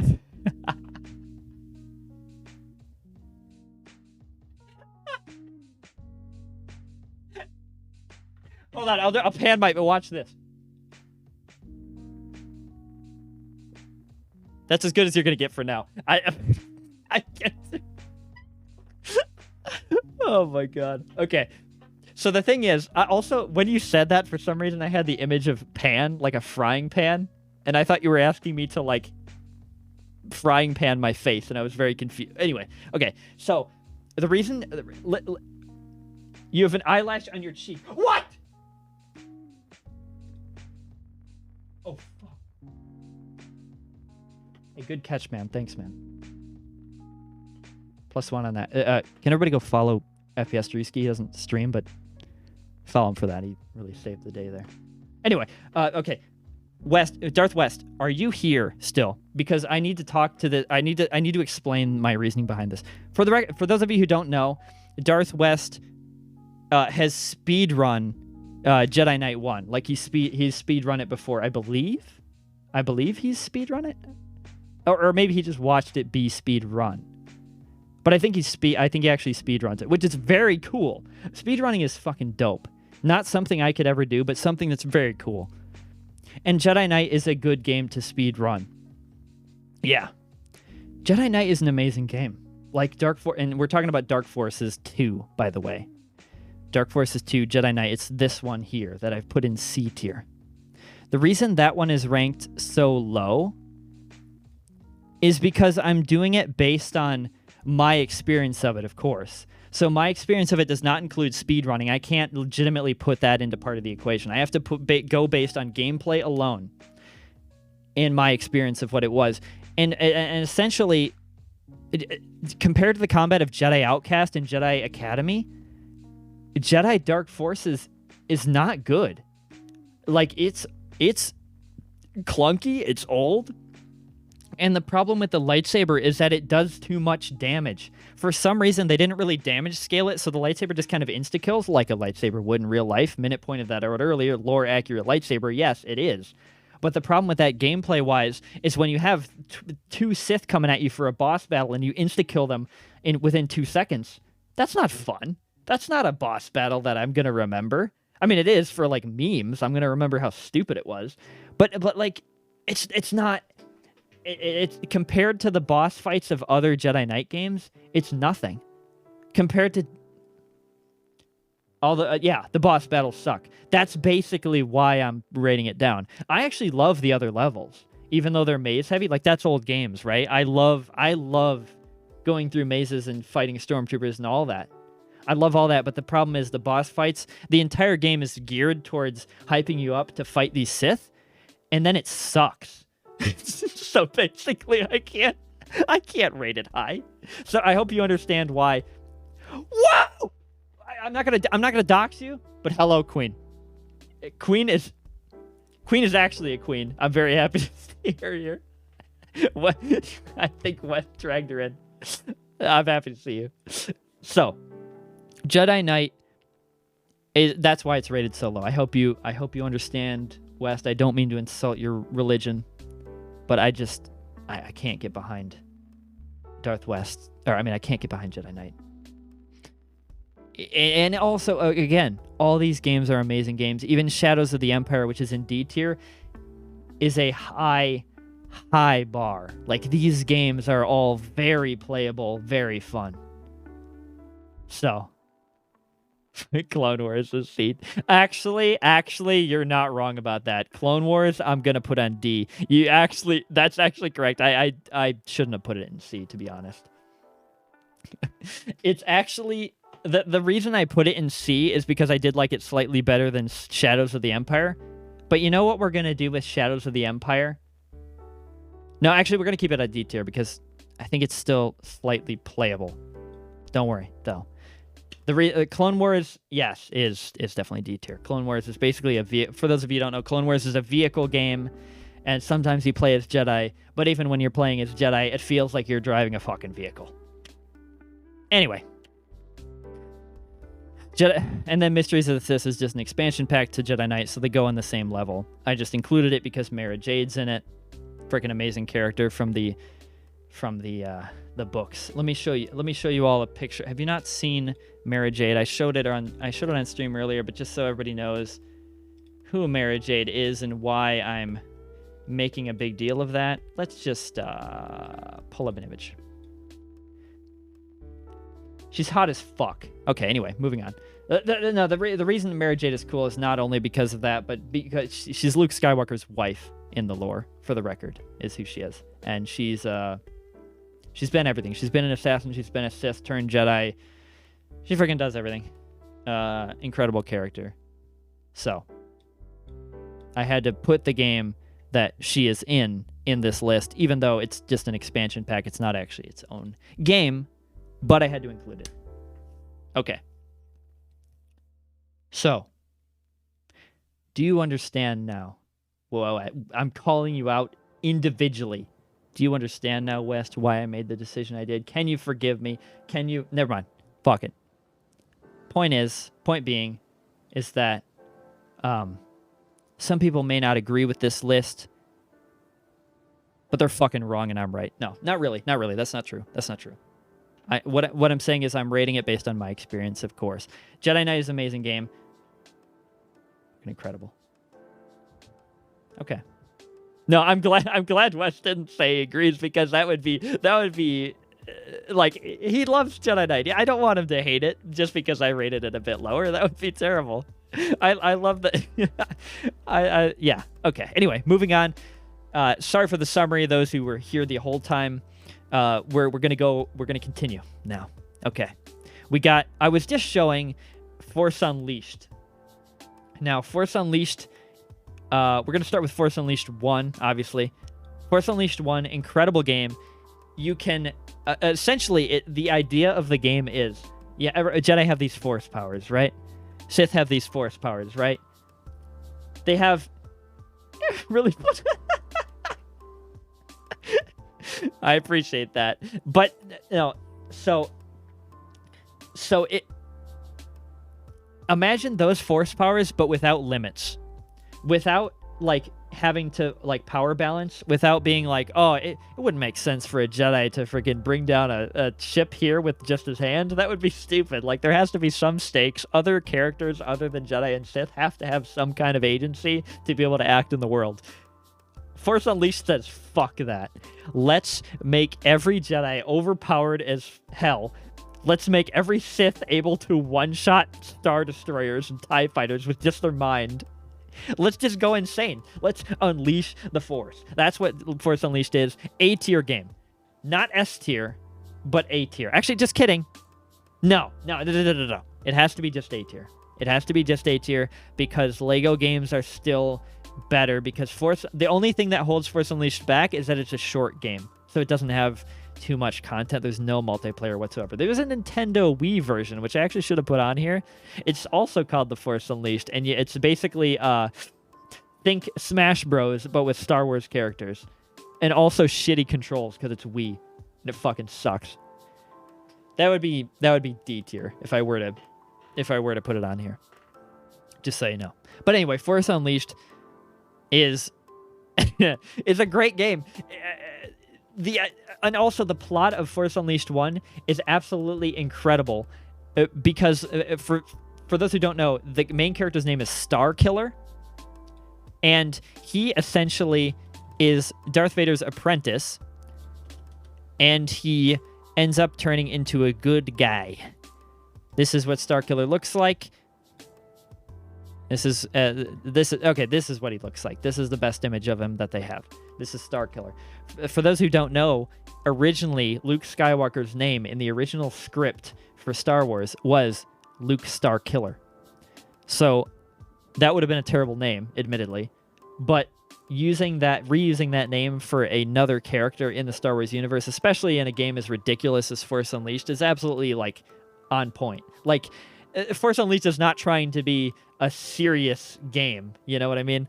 And also, yeah, Starkiller does sound kind of villainous. Starkiller is a villain at the beginning of the game. He turns into a Jedi throughout the game, but he's still kind of Sith-ish. I mean, he's using Force Lightning here, right? And he continues to use that through the entire game. The game ends with him fighting his master, Darth Vader, and Palpatine, by the way. But in the end, he dies. Spoiler. He dies because, obviously, the events of the movies have to happen, so he can't kill Darth Vader. That doesn't make any sense. But Starkiller absolutely mops the floor with Darth Vader for a bit. But he ends up, he ends up making a difference regardless, because he is in the game. The explanation is given that Starkiller's death was essentially the thing that influenced the rebels to start fighting back. So it's never known if he actually died. True, and I'm getting to that. I'm definitely getting to that. That's what Force Unleashed 2 is about. Let's move on to Force Unleashed 2. Force Unleashed 2 is you also play a Starkiller. And some may be wondering, like, wait, what? He just died in the last game. Why am I playing him again? Reason being is because in this game it's revealed that he's a clone of himself. Or is he? The game never takes a hard stance on whether it's a clone or whether Starkiller lived. There are other Starkiller clones, so it's certainly possible that he's a clone. But I don't know. I'm still going to rank it A tier. I think it kept up exactly what Force Unleashed 1 started and made it better. It innovated on it. The simplest way to put that is Force Unleashed 1, you had one lightsaber. Force Unleashed 2, you have two. Force Unleashed 1, you have a power called Force or Pulse, which is force push in all directions. Force Unleashed 2, you have Force or Pulse, but it disintegrates everything for some reason. It basically just amped up everything and made it better. Force Unleashed 1, big moment, is where you bring down a fucking Star Destroyer with your mind. Force Unleashed 2, big moment, is the entire game. But it's a lot shorter than Force Unleashed 1 also. For those who didn't see, let me just show the trailer. Let me just show one of the trailers for Force Unleashed 2. I think this will sum up my opinion better than anything I could say.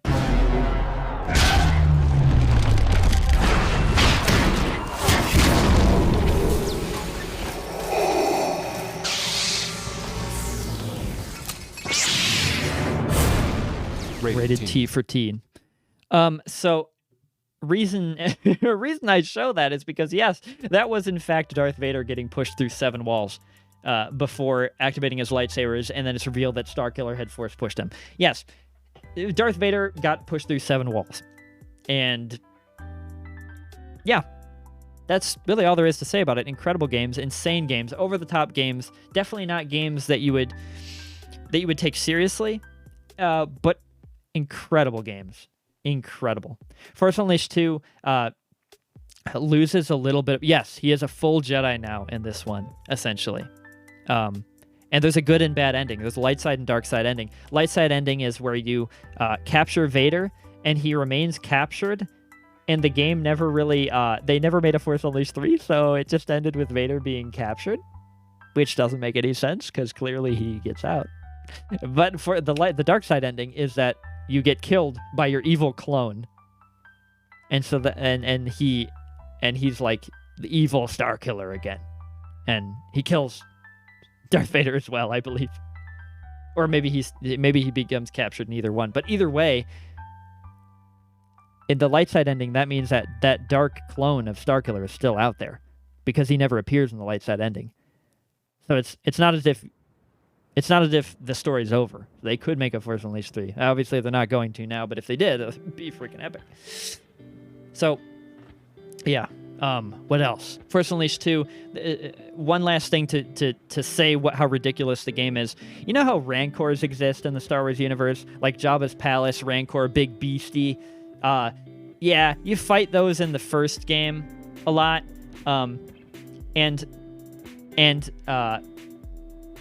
In Force Unleashed 2, you fight a Gorog, which its first thing that it does is a Rancor comes out into the arena, because it's like a gladiatorial arena or whatever, to fight you. And you're like, oh, Rancor. And then it gets friggin' picked up and eaten by a Gorog, which is like a million times bigger. Yeah. And then you fight that. Because the game is just like, let's take everything about Star Wars and make it bigger. Let's make it so big that it makes absolutely no damn sense when you look at any of the movies and you're like, why can the Jedi not fight like a freaking stormtrooper? I don't understand why is it so hard for them to fight a little tiny beast now when this guy fought a gore? Whatever. It doesn't matter. Power balancing doesn't matter. It's basically anime logic. Is Force Unleashed. Everything is OP. Everything is powerful. Everything is great. Boba Fett following him in the light side ending, so I assume he frees Vader. I totally forgot about that, actually. I totally forgot Boba Fett was even in the game. That is correct. That makes sense. Boba Fett would, yeah. However, he also has to kill Starkiller, probably, to make the movies make sense, because Starkiller being alive during the movies makes absolutely no damn sense. So, anyway, Force Unleashed 1 and 2, great games. The reason I rank Force Unleashed 2 as high as Force Unleashed, even though it's shorter and technically a little bit less good plot-wise, is because of the technical gameplay improvements made and how amped up everything is. So it kind of balances out. I would say that the second game has a worse plot overall than the first game. But I would say that they relatively balance out. They're worth both playing. Okay, let's move on. Star Wars Republic Commando. This game, oh my god. Okay. I can't play it. I would get DMCA'd. There's a soundtrack for it that's basically Gregorian chant. Absolutely amazing soundtrack. It's called Vode On, right? I can link it in the chat, certainly, right? Vode On, by the way, is oh god, I played a second of it. Wait, you know what I can do? Oh my god, I can totally do this. I can totally. Okay, let me play a little bit of the soundtrack for a second, and I'm gonna talk over it so that Twitch can't DMCA me. So basically, Vode On is basically Mandalorian for Brothers All. It's about the Republic Commandos, which are basically like higher tier clone troopers in the Clone Wars, but they work as a squad, and they're trained by Mandalorians. This game is incredible. This game is like a tactical shooter. This game is the best first-person shooter that has ever been made in Star Wars. You have, well, first of all, you have melee, which a lot of Star Wars games don't have. You can't melee. Also, most Star Wars games you play as a Jedi. No, not this one. You play as a squad of badass clone commandos. You can use slug shot rounds, so like there's actual like. Let me turn the music down a little bit. It's great though. You hear it, right? You hear what I'm hearing? Yeah. So this game is amazing. It also spawned a book series by the same name, Republic Commando, which is one of the best Star Wars book series ever made. And just the idea of like that brothership and that camaraderie that they have is pretty inspiring for like a Star Wars game, which is generally like light sci-fi. This is a pretty inspiring like game. It kind of pulls that, I don't know, it pulls at something inside you, I guess, that like is like, yeah, damn, these commandos are cool, and these commandos have like a camaraderie that is notable. And this music is perfect for the game. Let's go back to the DMCA music. Twitch, don't ban me, please. Okay, so Republic Commando is, with how much I've talked about it, I mean, it's got to be up pretty high up there. I'm going to rate it S tier, easily. S tier, I played it so much. It's such a short game, but it's so fun. The only thing that would make it better, you know what? Nah, damn. I have to rate it A tier, actually. I have to rate it A tier because of one thing. And I'm running out of room in A tier. The one thing about Republic Commando is that it's not co-op at all. And if this game was co-op, it would be S tier. But it's not. It's single player only.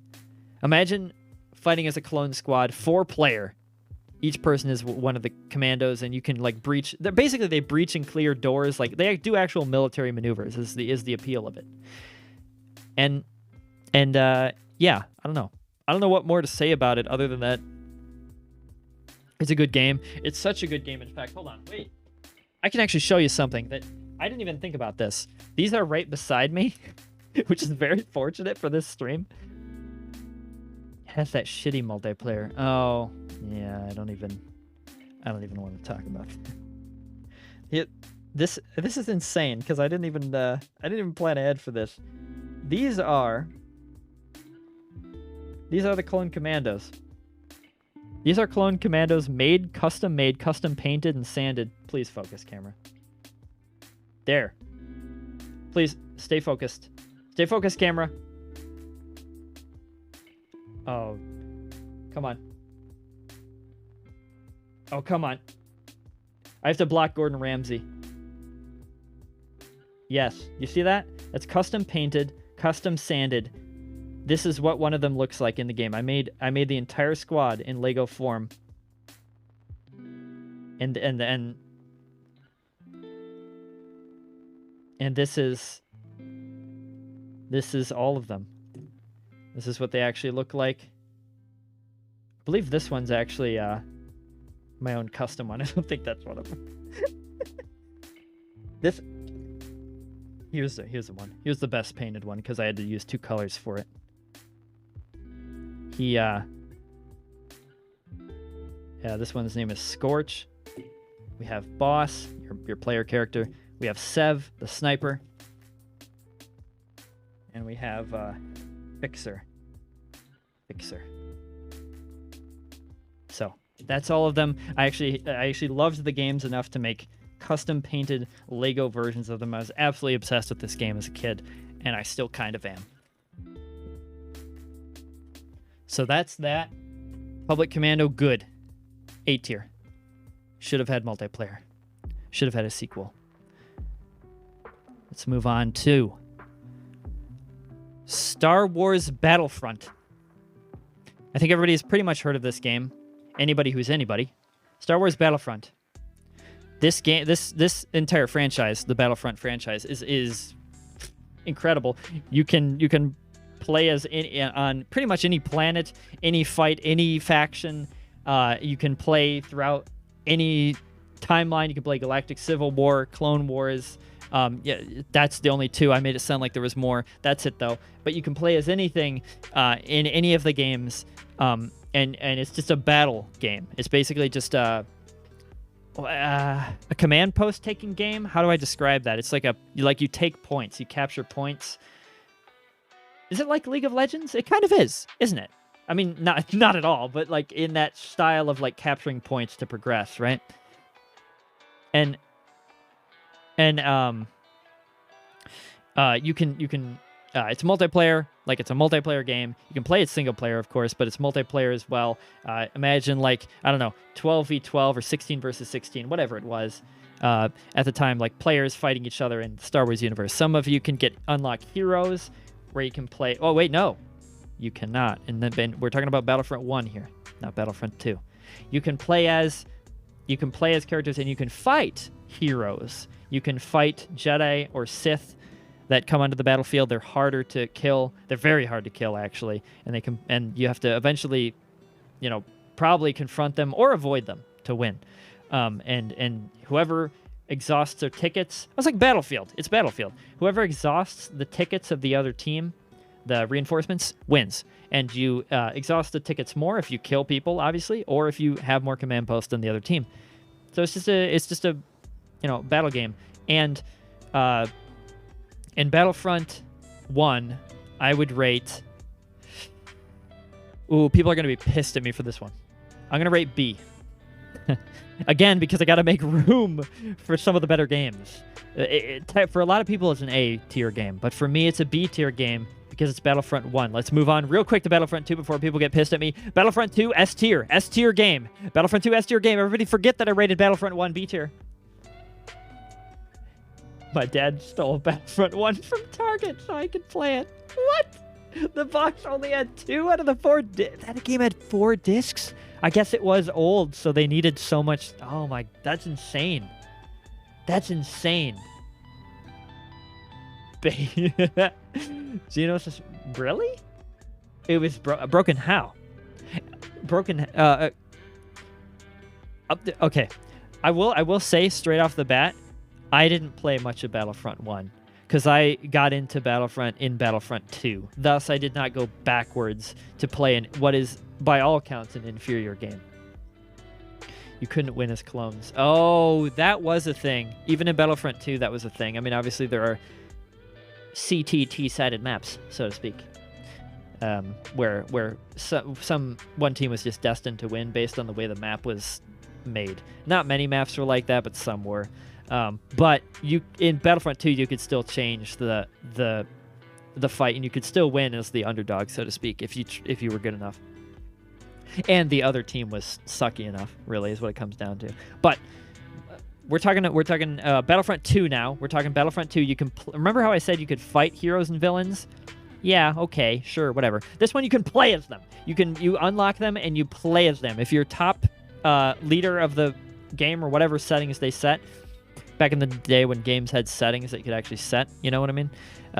Battlefront 2 had you could play as Jedi or Sith or Boba Fett or Han Solo or whatever was for that map. You could play as that hero. You felt super powerful. You had a limited time. You had to keep killing to increase your health, so it wasn't like you could just play it forever. It wasn't super unbalanced because everybody was gunning for you and because your health was on a constant countdown. But if you were good enough, it wasn't a straight countdown where you would just by default lose possession of that hero after a set amount of time. No, that would be lame. What you actually do is if you kill enough people, you gain health back. So if you're fast enough, but the countdown does get quicker, like your health does decrease faster. So it's balanced. It's balanced, it's skill based, but it's not too over the top. Where like if you're top player, you're not gonna like just crush everybody else. You know what I mean?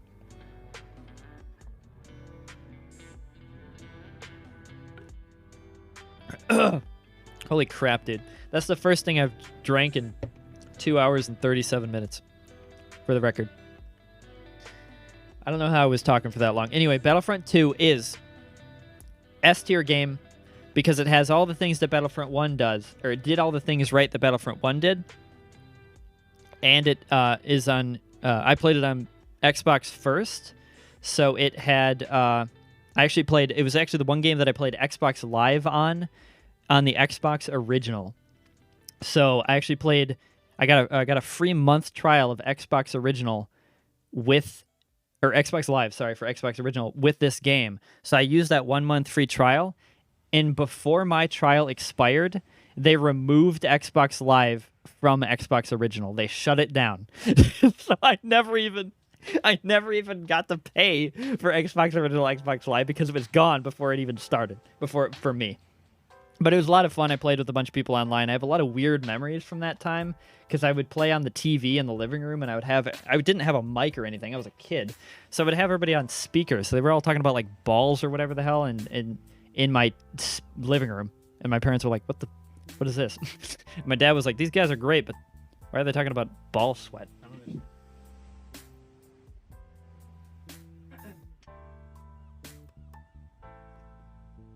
There's also a story I have from that where there was a guy that hated me for some reason. I think because of I think when I first joined that server on Battlefront 2 on Xbox Live, I believe I was playing as Leia, so I unlocked the hero, but I was like scared to die because I sucked as a kid compared to these guys that were playing, and so I rung around the Rosie around a fountain, avoiding this guy from killing me, and the game ended.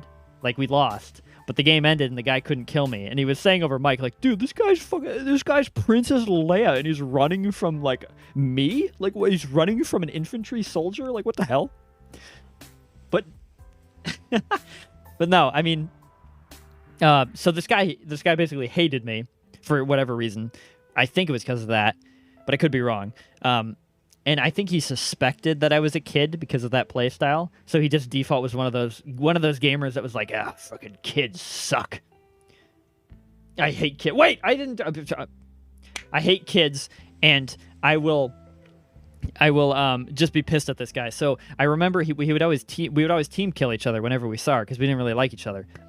But there was one particular map where we played on the Death Star map, and there was a area of the map, for those who don't know, which was a large hangar So it's a big open space, but nobody went there because it wasn't very tactically useful to go there. The spawns were too far apart and whatnot. So we, like, hangar doors opened. We arrived from different sides of the hangar. We both walked in to this hangar. The doors sweep aside in that Star Wars fashion. Like, hangar doors slide open. We left with us both staring at each other across the hangar. Like a freaking movie moment, and we're both standing there. And then we both activate our jetpacks, meet in the middle of the hangar, like fly across to meet each other, and we start killing each other. We start shooting immediately. That game, we both had like -20 score because we friendly fired each other so much. We were pissed that game, I think. But we killed each other so much that even at the end leaderboard, our team was like, "What the hell were you guys doing? You literally lost us the game. Why did you kill each other so much? Literally lost us the game." But yeah, so, I mean, a lot of good moments in Battlefront 2. I haven't even talked about PC yet. Let's dive into that. I have the game pulled up here. Let's switch to that. Okay. This is Battlefront 2, boys. I have it loaded up on the Camino map. So you pick your spawn here, and then you can... Generally, you play third person, but you can play in first person if you really want to. I don't recommend it, though. So right now I'm playing as a droid. I'm playing as an engineer with a shotgun, which is what I always did. Game actually doesn't look... Like, the textures look terrible, obviously, but the game itself, actually, not as bad as I was expecting. These are all AI. These obviously aren't players. That was the strength of Battlefront 2, for the record, is that there were people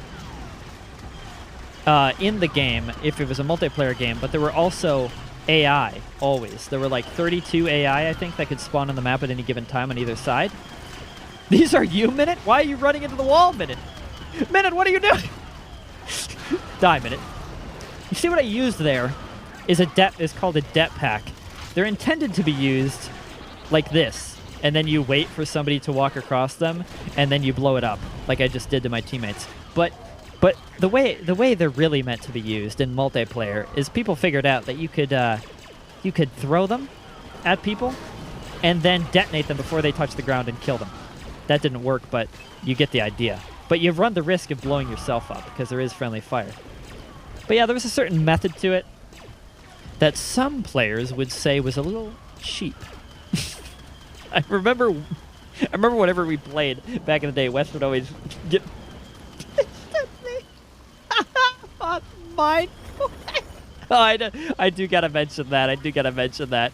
But anyway, this was called det packing, this style of play, and it's absolutely clearly the best thing in the game. You can kill heroes with it.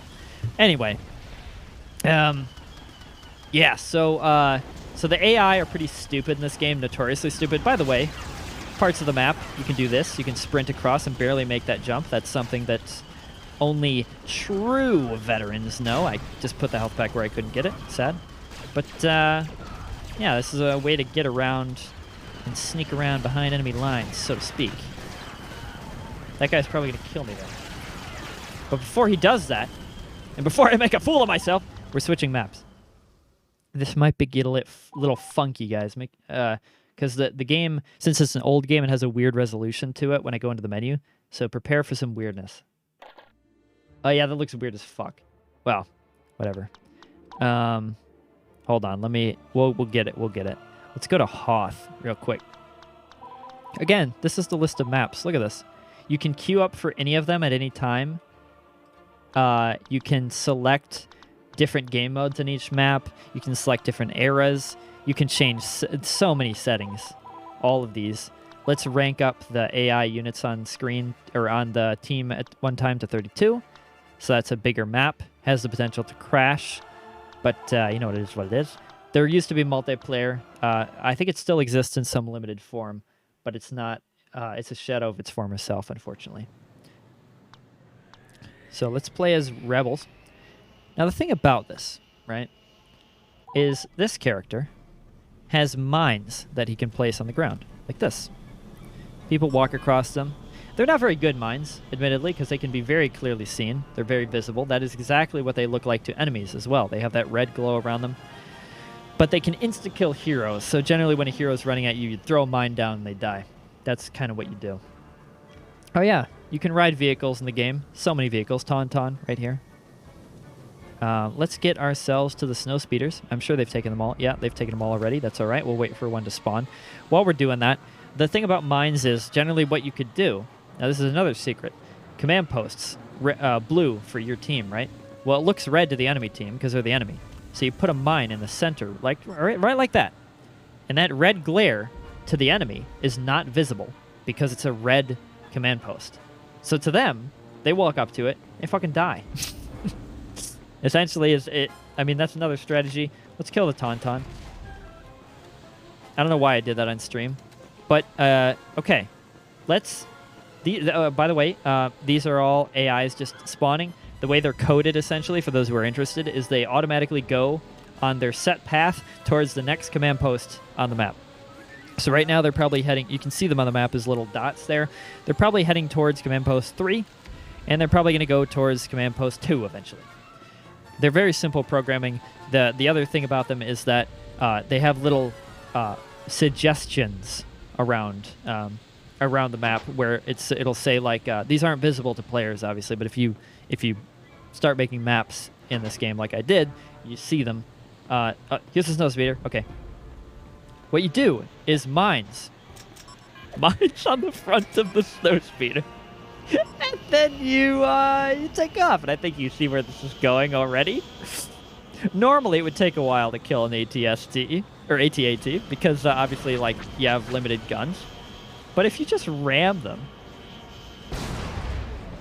that is now dead. It will slowly fall. Let's watch it fall. There, it's dead. And I can now play as Pilot Luke. Let's go. Yes. That was... because mines do so much damage and you can put up to 3 on your snowspeeder, you just ram them in the neck. You do have to ram them in the weak point, however. If you ram them anywhere else, it won't insta-kill. So it is still skill-based. Don't let me hear that it's not skill-based in some fashion. So as Luke, you can just mow these people down. See, I have lightsaber throw. I have force push. I thought that said force pass. I thought he was playing volleyball. I don't know why I thought. So, oh, turrets are still a problem for heroes actually. Let's take those out. Force push doesn't really do any damage. There we go. Yeah. What else is there? Here I'm capturing a command post. It's ticking down. You see it in the right corner. It ticks down faster if there are more of your allies around, etc., etc. What else? I pretty much said the funny gimmicks, like the mine thing, the other mine thing, the jetpack thing. It's not skill because even if you don't hit the weak point doing that, it's a 2-hit kill. True, but you are dead. You are dead, and you would have to wait for another snowspeeder to respawn. So in a way, it's still more skill, for instance, than like,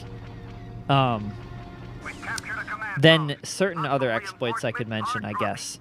Well, I can't think of I can't think of a good example right now. Actually, what's an exploit in a game that people use? Head glitching. I think it's more skill based than head glitching. I think it's more skill based than DayZ. Okay, picture DayZ. You're in third person. You peek around the corner. The person can't see you, but you can see them because you're in third person. You come out and one-shot them. I think Snowspeeder exploit is more skill-based than that. Because in that other version, the player doesn't have an opportunity to see you. The AT-AT can try to shoot the Snowspeeder down.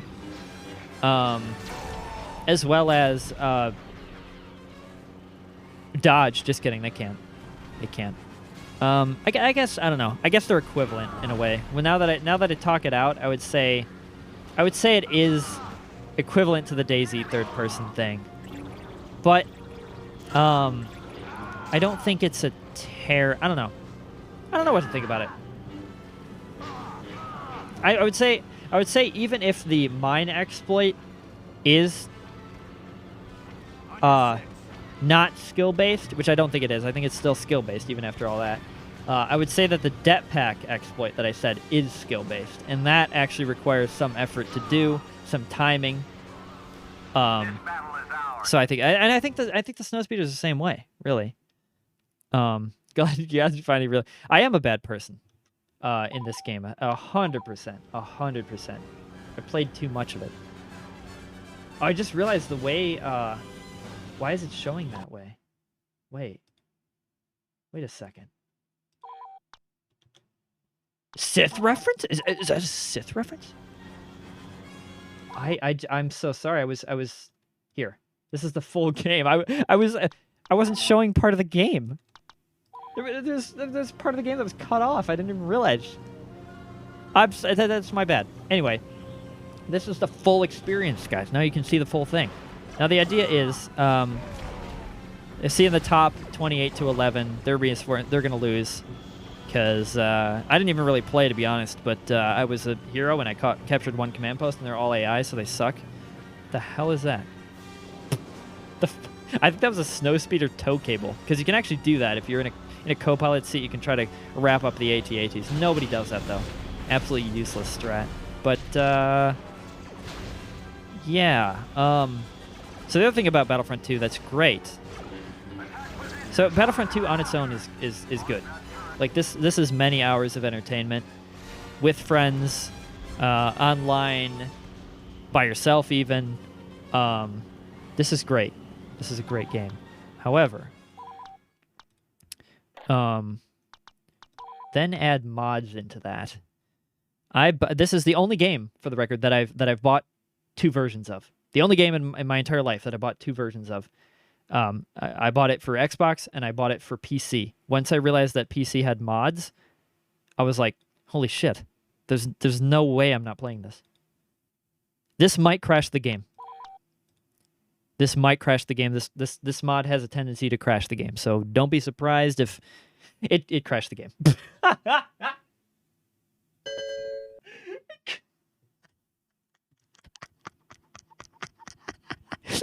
No, I don't want to play Star Wars Jedi Outcast.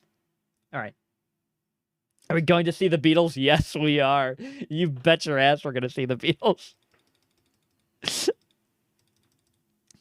I don't know why Steam was telling me that I couldn't play Jedi Outcast there. I wasn't trying to launch Jedi Outcast. Okay. Let's start that up again. Hopefully this works. We'll try to launch the first one. The first one's a little more stable. Let's try that. This is Capital Down. That's what the mod is called. It's a series of maps where essentially the concept is there's a downed capital ship in the center of the map, and there's a lot more AI. This map basically spawns in, what is it? I don't know. Like there could be potentially 100 AI on the field at one time. So imagine the battles of Battlefront 2, but bigger. Bigger and more unstable, potentially, because it crashes. But huge battles. Many enemies. Also, this is a custom class that isn't in the game by default. Well, actually, it's kind of a reskin. But there's like custom weapons. These mods all add custom skins. The mods probably, I don't know. If you only play the good mods, it triples the length of the game. It triples the size, I should say. There's actually so many mods that there is potential for you to install too many at one time. And it won't work not because they're conflicting with each other, but just because there was actually a hard cap for some reason, the way the game was coded. There's a hard cap to how many maps can be in the menu. So if you go over like 250 maps, the game goes, what the fuck are you doing? You can't play the game. So you have to take out mods just so you can play the game. Let me get into a vehicle here. It'll give you a better idea. Look at this. Look at what's happening here. There is so much. This is bigger than most modern games. The thing that makes Battlefront S tier for me, Battlefront 2 particularly, that's General Grievous. What the fuck? Let's kill General Grievous. He's dead.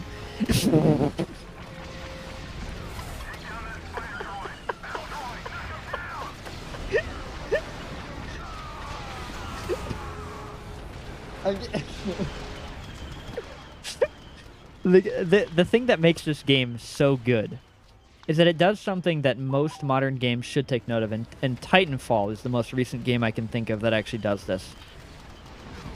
Adding AI units to a multiplayer match. The fact that I suck at aiming, holy shit. Did you not get my face, brother? Thanks. The thing with this game is that even if you're playing in a multiplayer match against just your friend, just 1v1, you still have all these AI that can take part in the battle. It doesn't feel empty. It feels like a Star Wars battle authentically every time. And the AI matter. Like for they can capture command posts. They can kill you, rarely, but they can. And they also count for points if you kill them. The thing about it, the thing that admittedly Titanfall does better than this game, is that look at that guy's face. Look at Anakin's face. Like, he looks so happy to be in this game.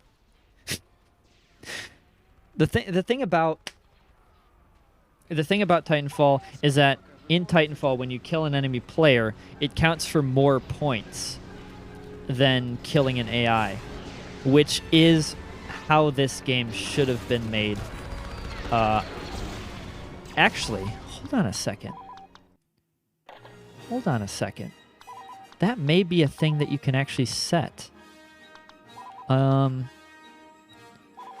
Conquest. It is not. It is sadly not. But that is one thing that I would have changed, and that Titanfall certainly did better. Is that because in this game you can just farm AI and avoid players and you win. You could, or potentially win, depending on how good you are. But that shouldn't be possible. You should have to fight the enemy players themselves to be able to win, in my opinion. I think that AI should be 1 point, as they are now. I think if you kill an enemy player, it should be 10 points. That's just me, though. And there's space maps. I gotta show a space map, obviously, just to show what's going on there. So this game wasn't content, right, to just have the hugest galaxy-spanning, like, multiplayer maps, command post capturing game with all eras and infantry units. No. It had to be like, oh, let's do space, too. Just while we're doing it. I mean, fuck it. Let's just make an entire new game mode. Leave the bomber to me. And so, yeah, you can dogfight. You can fly different starfighters. I had difficulty thinking of that word. You can fight enemy frigates. You can shoot. Yeah, we can destroy this capital ship. We can't destroy it, rather. That's where people spawn. But we can disable it, and that's how we win the game. This one, we're playing up to a certain amount of points, so whatever we do gives us points. So it's less reinforcements and more like, oh, you kill enemy players, you get points. You dogfight, you get points. You take down capital ship, weak points, you get points. Also, you know how I spawn in this side? You can straight up, if it lets me get there. This is the fastest ship, the TIE Interceptor, so it should let me get there. I don't remember how to evade, is the problem. There is a button to barrel roll, and I don't know what it is. So hopefully we can make it there. Yes, excellent. Land. We're in the enemy ship now. We can fight people on the ground. We can go into the inner bits of the ship. You cannot capture this command post. That's not how that works. But you can go into the inner ship. There's turrets that spawn. You can take down some of the ship systems from inside. So see there, I just put a time bomb in the life support system. It will blow up. I didn't see it blow up because it's an old game. It doesn't really have a good explosion effect. But we take that down a couple times. Eventually, the life support systems will be downed. So see the health bar there. One more time bomb ought to do it, and that'll take down life support. They'll say that I did that. You'll hear it. This is the shield generator, which is sick. Well, they've already taken down the shields. Oh, no, they haven't. Say I took down life support systems. Say it. I dare you. It didn't work. That last time bomb didn't work. What? We gotta get a time bomb. This spawns ammo. We got a time bomb. Let's go. I can't leave this without destroying life support systems. For droids, by the way. Oh wait, no. This is. Yeah. Oh, no. Okay. Support systems have been destroyed. Hell yeah. You can also destroy the life support systems for a droid ship, which makes about as much sense as being able to infiltrate a ship that easily. Anyway, so the other thing I forgot to mention about Capital Down, just a minor thing, you know, is that the mod basically enables you to have space battles up above, like while people are fighting on the ground. So like full battle, both game modes smashed together. Crashes very easily, so I'm not going to launch it again. But yeah. And then also one thing, the reason, remember I rated Battlefront 2 above the original Battlefront. That's because there's a mod that adds every single Battlefront map as well as game mode into this game. So this is just both games. So I don't know why I would rate Battlefront 1 higher if I could just play the entirety of it in this game. Okay, here's the other thing. Where is it? Is it there is a mod. Oh, it's nonsense words right now for some reason. But if I start it, you will see exactly. You will see something that you may not have wanted to see. This is what the mods end up getting to. I can play as hippies. Or the police. Let's play as hippies. Hippie chick. Yeah, sure. Oh my god. Also, Twitch don't DMCA me for this because this is all Beatles songs, and I would rather not be copyright struck by the Beatles. Anyway, this is a mod of sorts. That's a police car that just drove past me. Welcome to Strawberry Fields. Let's drive a police car. That guy is riding a bike. And I don't know what that is. A lot of this is references to Beatles songs. Oh! And I don't really know what to say about this. You can kind of just see. What is that? Pick up the Jawa? What Jawa? What are you talking about? And what are you firing? What is that? That's a... What is that? A gnome? I didn't even remember there being a gnome, but this is the game. I died somehow from something. I did. Chuckles the Ewok. He's so slow. Whoa! I just fired something.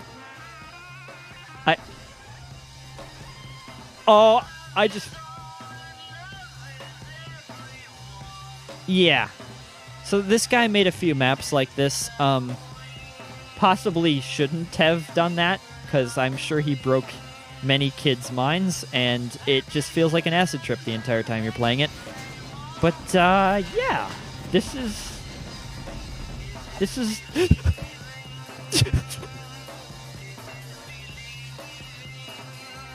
is Battlefront.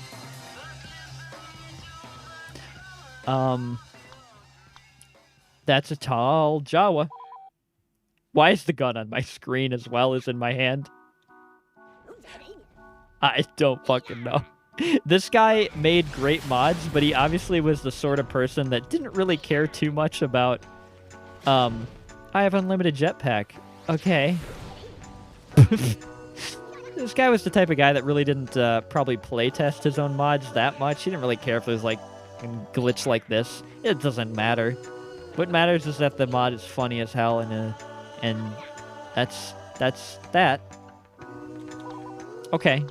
Also, this menu, he changed everything. Return to reality. Yeah, man, groovy. So yeah, that's Battlefront 2. let's close that. That's Battlefront 2. After what I've shown you, after the sheer amount of mods, the community, the gameplay mechanics themselves, the exploits that people find, the massive multiplayer, there's just too much. There's too much to really encompass everything that it is. And yeah, that's Battlefront 2. S tier easily. If there was a rank above S tier, as a matter of fact, imagine it's higher.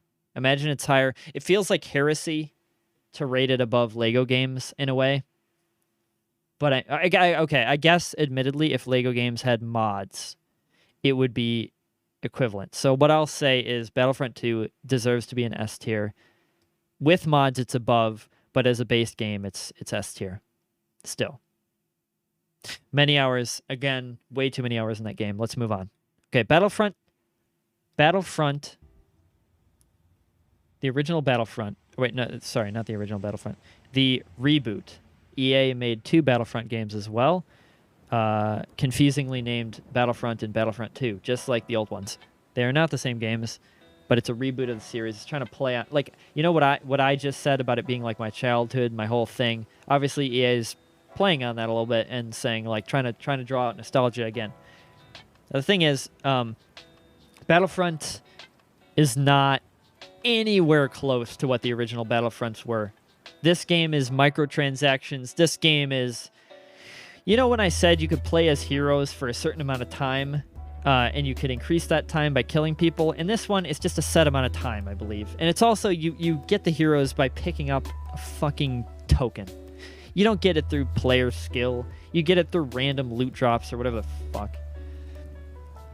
I hate this game. This game is D tier.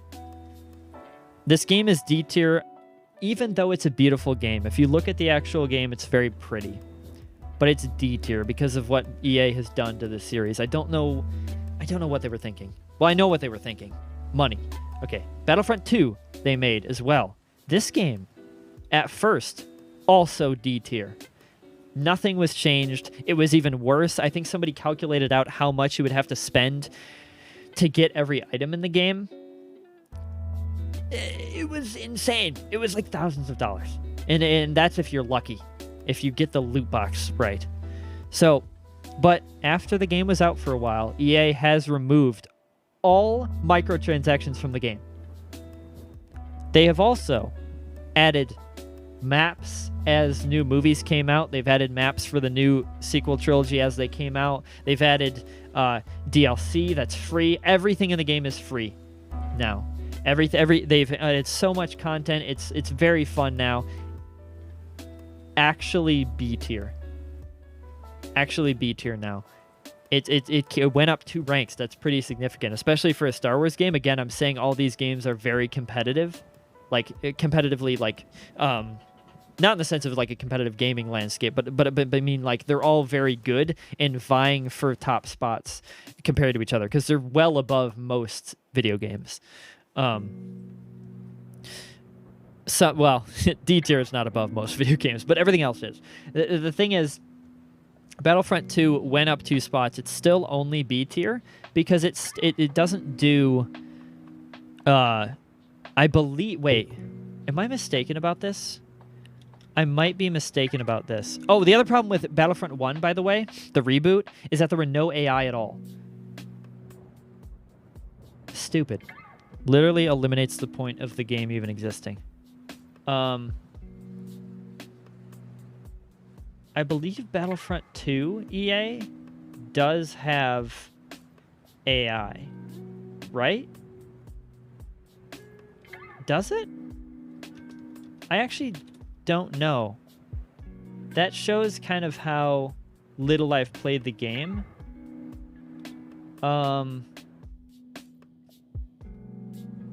Okay. It does have AI battles, but there's not as many AI. as the original Battlefront. Again, they kind of missed the mark when it came to Star Wars is a massive battle. People that play Star Wars games, especially a Battlefront game, want a massive Star Wars battle. They want it to feel you want to feel like you're in Star Wars, like you're in this huge war.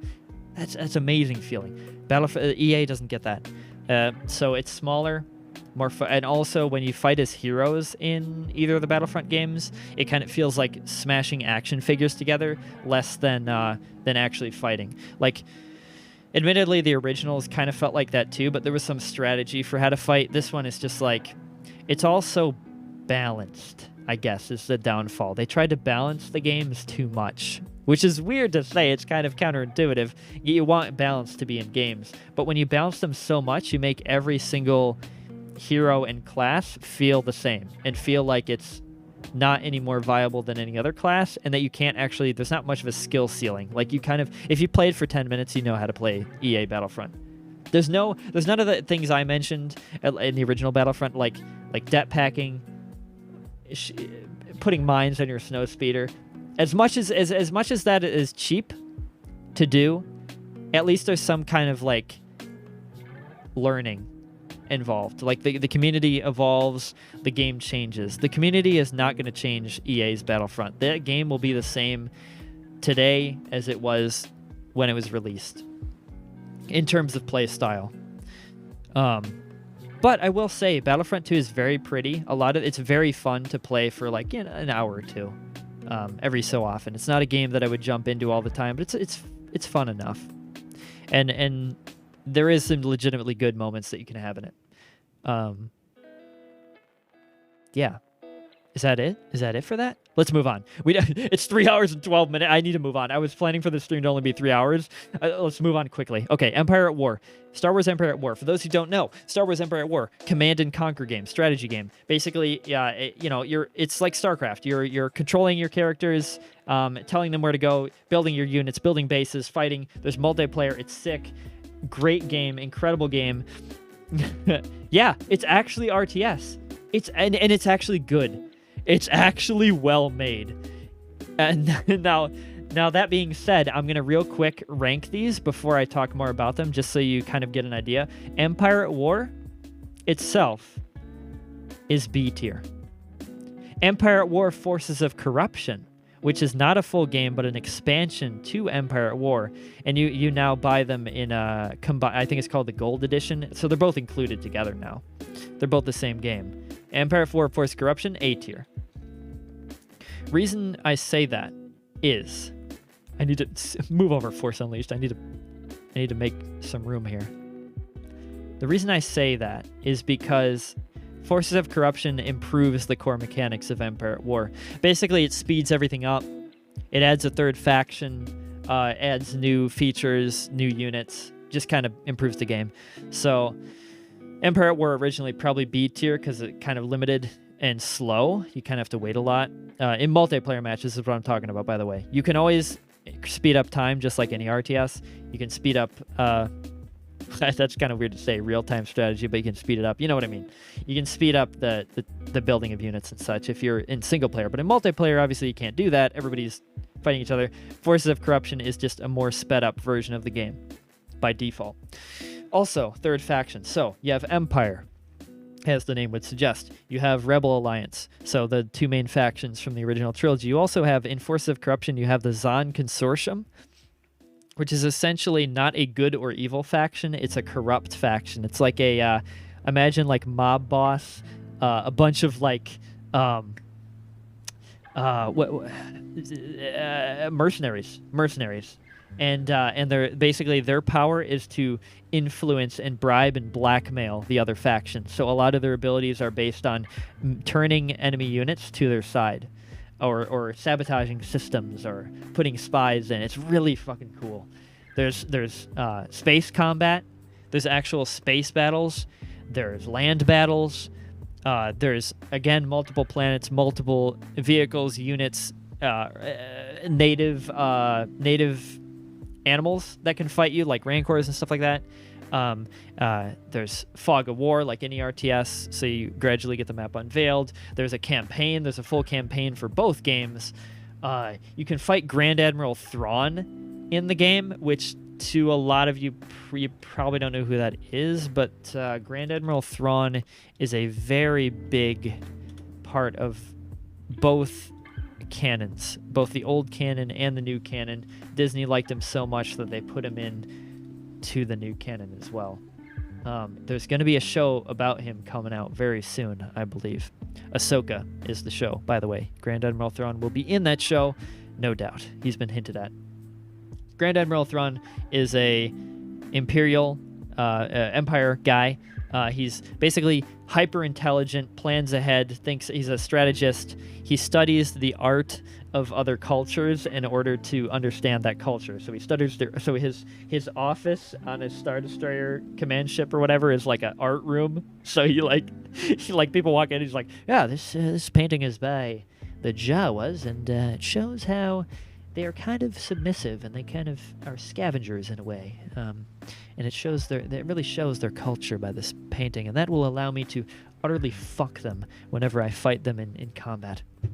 So yeah, Grand Admiral Thrawn, great. Fighting him in an RTS game is the perfect thing to add, because obviously RTS is like, the thinking man's game. So fighting the ultimate thinking man as an enemy is like, damn, I'm gonna get destroyed. And he does. He lives up to like his lore. Like he actually, like, when you first meet him, I think he like destroys like 3 of your planets or whatever. Like he takes them over really quickly. Like it's a really hard part of the campaign. You have to fight this guy and push him back, and he's like taking all the planets that you've slowly conquered over the campaign within seconds.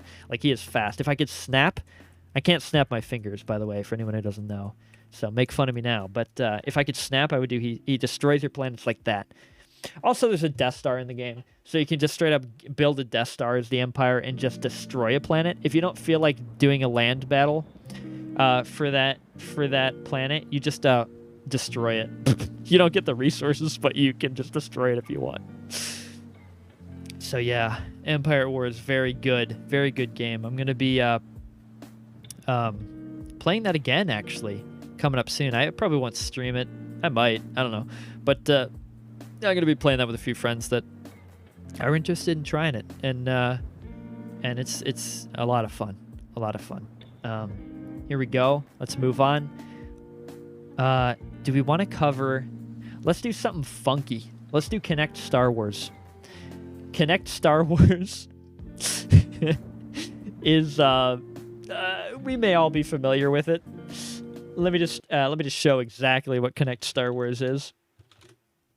For the record, it's for Xbox Kinect, if any of you still remember that as a thing. It was very much a fad, and it's over now.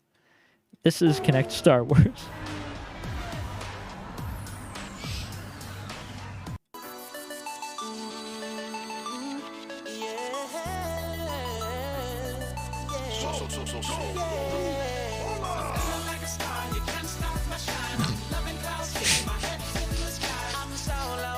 I'm Han Solo. I'm Han Solo.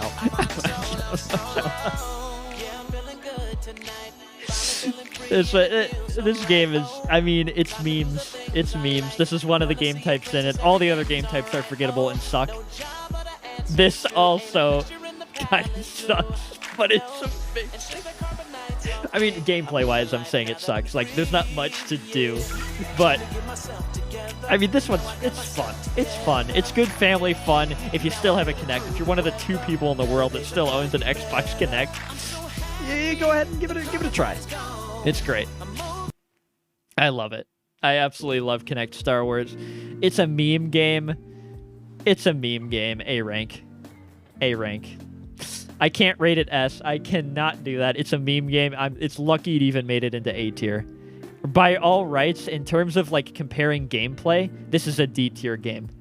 But I'm rating it A tier because it's Kinect. It's Kinect Star Wars. Like, you gotta love it.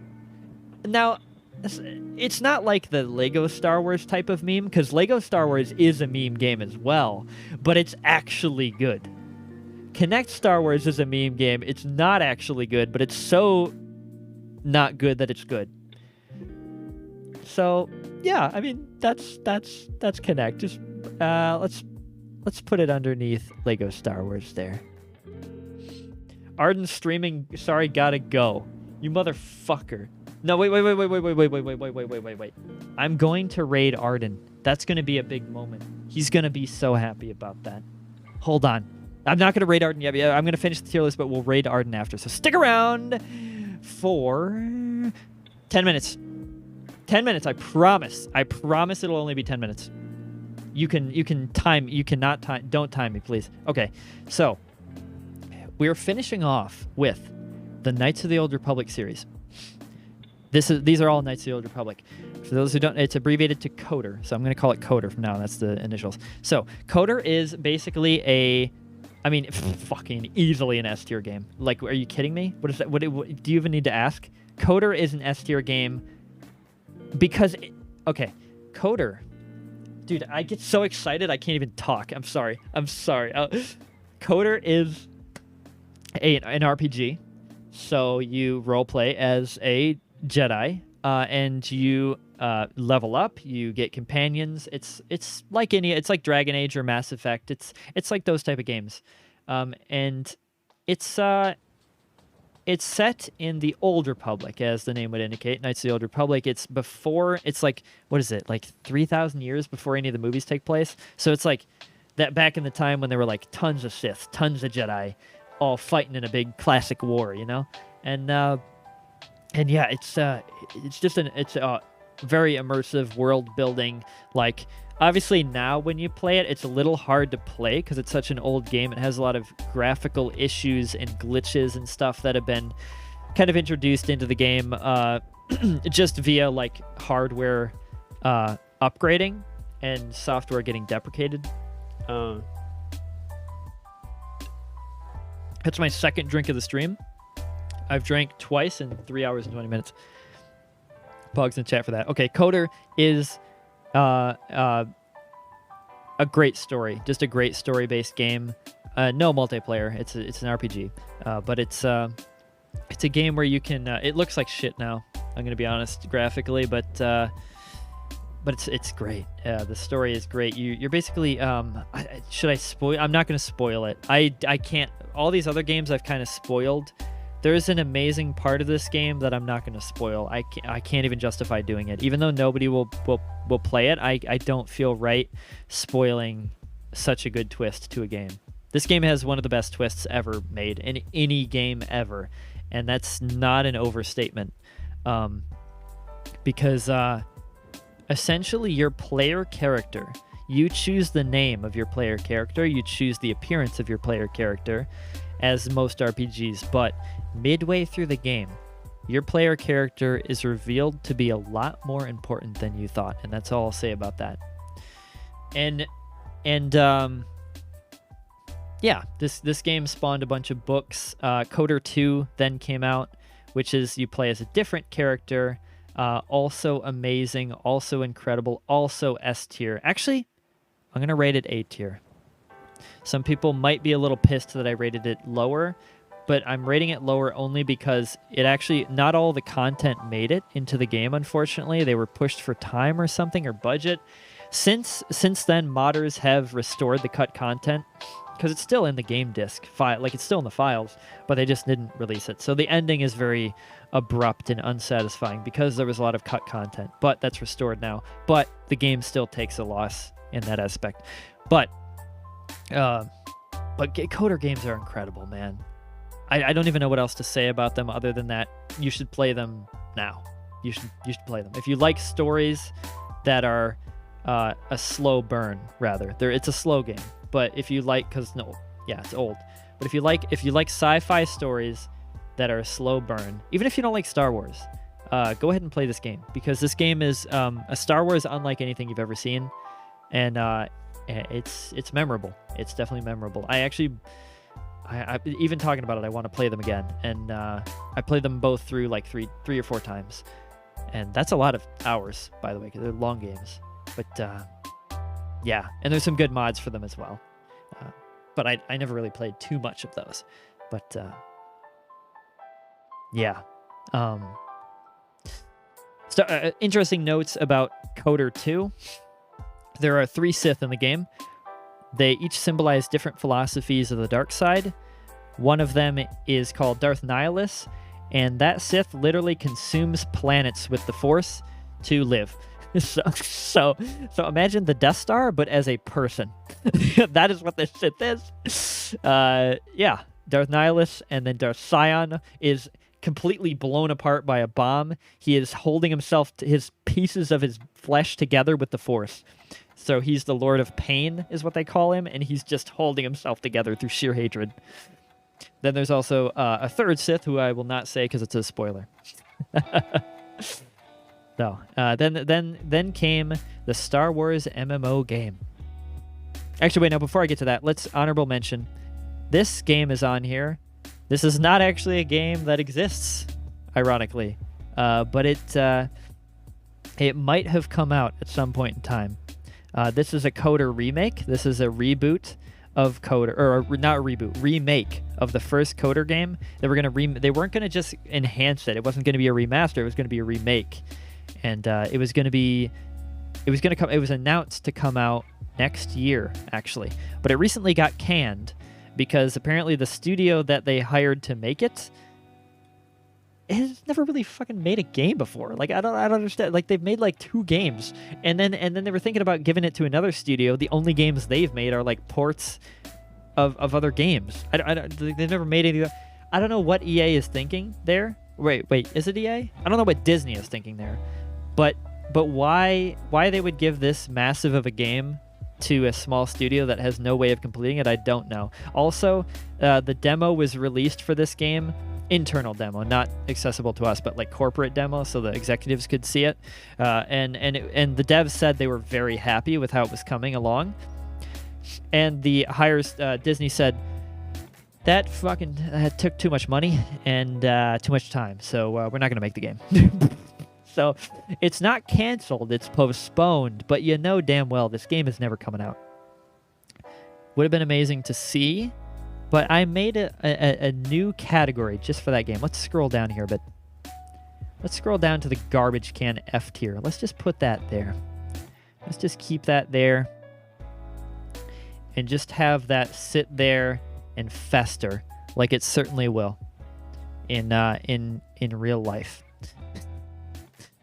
So, yeah, that's, I wish it had come out, but that is not to be. Anyway, then they released Star Wars: The Old Republic, which is still being developed. It's still constantly being updated because it's an MMO, so they constantly update this game with new content all the time. This game is essentially Knights of the Old Republic 3, but like sucky version. I'm gonna rate this B tier. I can't rate it A tier, dude. Even though I've spent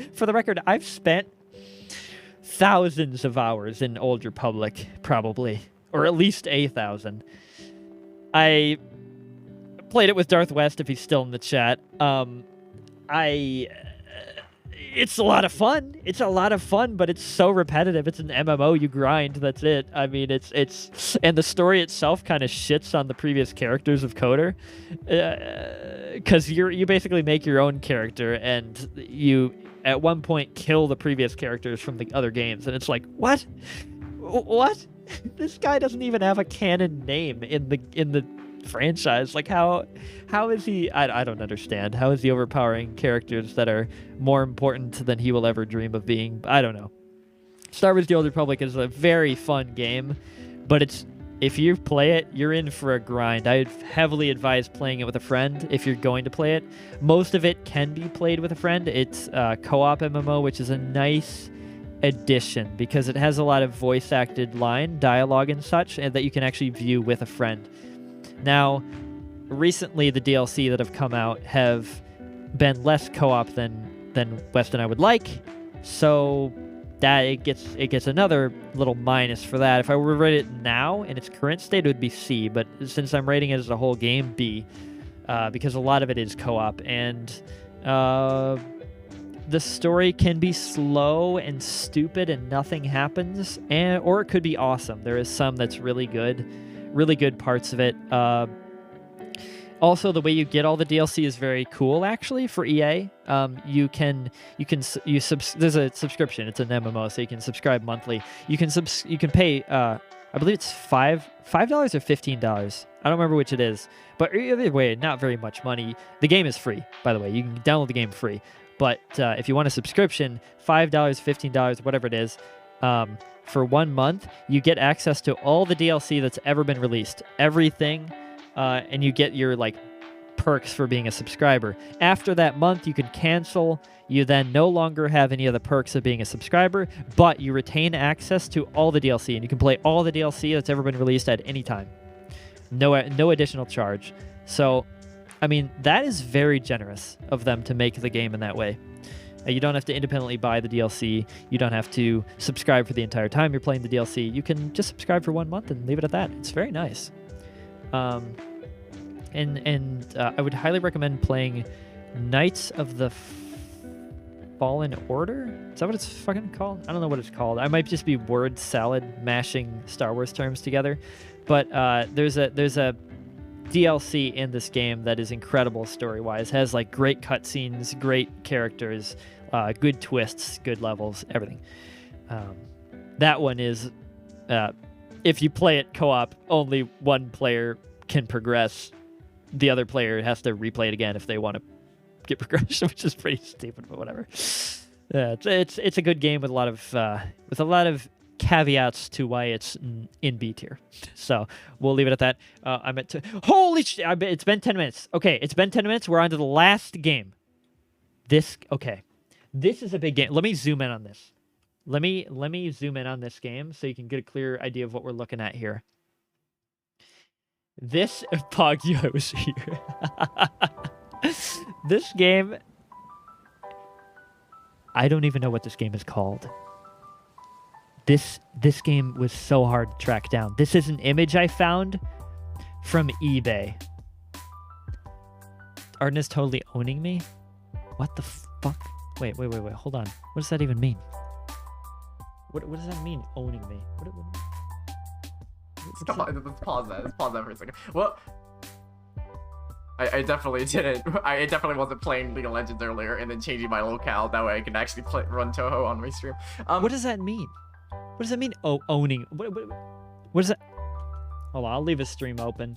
We'll raid him in a second. I don't know what you mean by owning, but he's probably bad. He's probably stupid and bad, and I'm better. Anyway, okay. So this game is this is from an eBay image from a seller selling this for $12.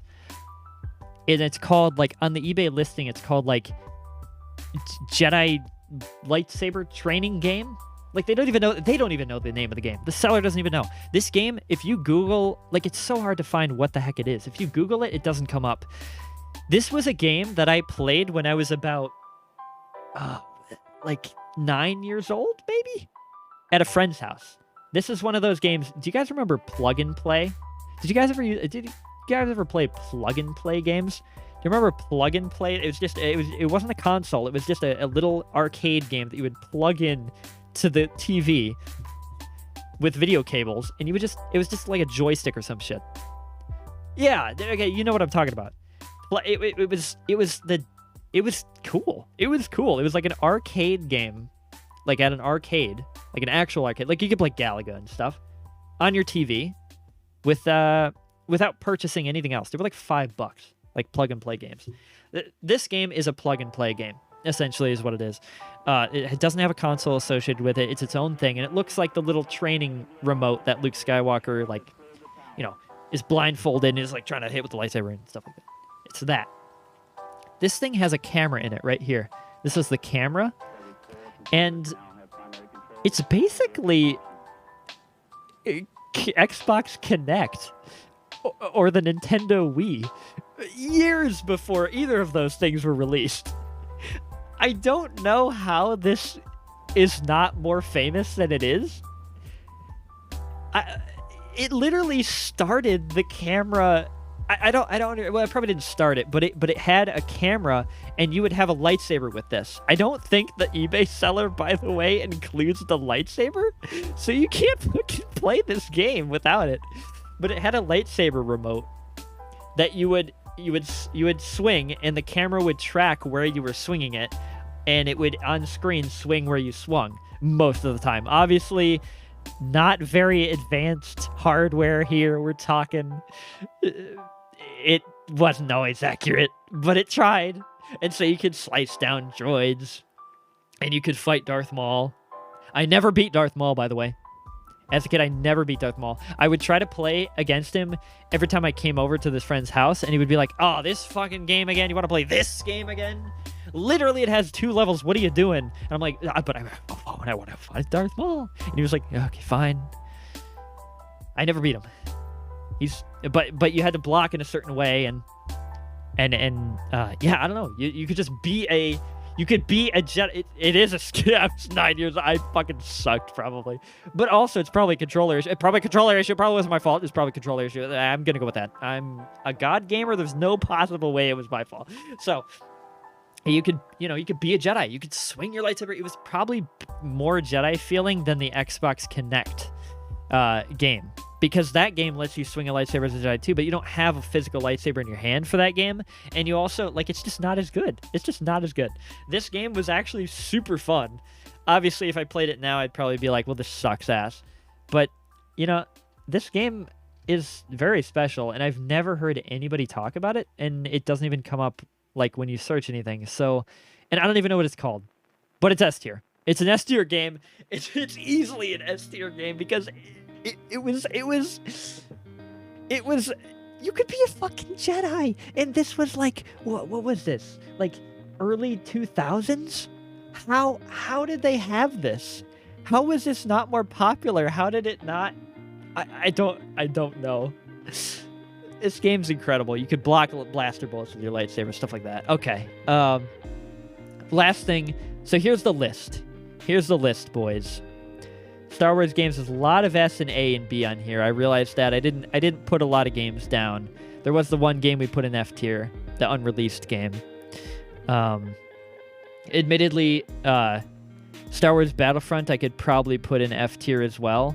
The only reason I didn't do that is because it is kind of a pretty game, and I had a little bit of fun in the open beta.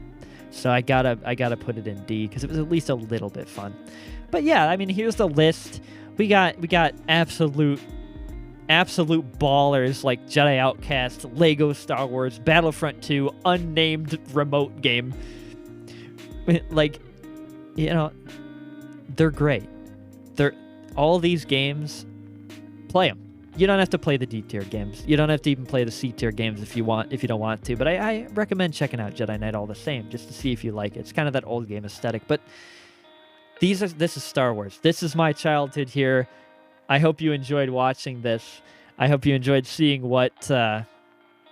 how I rated these and talking about these. I love these. I love all of these games. Oh, you're back, West. SWTOR is B tier? Yes. SWTOR is B tier because, again, in comparison to the other games, it kind of sucks. And I couldn't rank it above KOTOR, or KOTOR 2 for the record. So I had to rank it lower, as well as it just being an MMO, which default kind of makes it bad. But still, again, SWTOR is free. Very reasonable prices for actually playing it. And yeah, I played the entire thing with West. We're still have more to play. I'm still gonna jump into it again. We're still gonna play more DLC because more has been released all the time. This game is being continually updated to this day, and it's fun. You can't go wrong with any of these games. You really cannot. You can't even go wrong with Super Bombad Racing, even though that's just a Mario Kart clone. You can't even go bad with getting owned. Hold on a second. Let me stop my sentimental ending to watch someone fucking insult me. Hold on. Hi, welcome to my tutorial stream. It's been 6 years since I played CSGO, but I will teach you now how to play this tutorial. Wait, isn't it doing like a tier list? What the fuck? Yeah, what doing the? A tier list. My favorite tier is Joe Is he playing my video in the background? Is he playing? Why do I have a? Not the greatest anime hero in the world. Instead, where is he? Why is he accurate? I would rate Jotaro F tier. Why is he accurate? What the?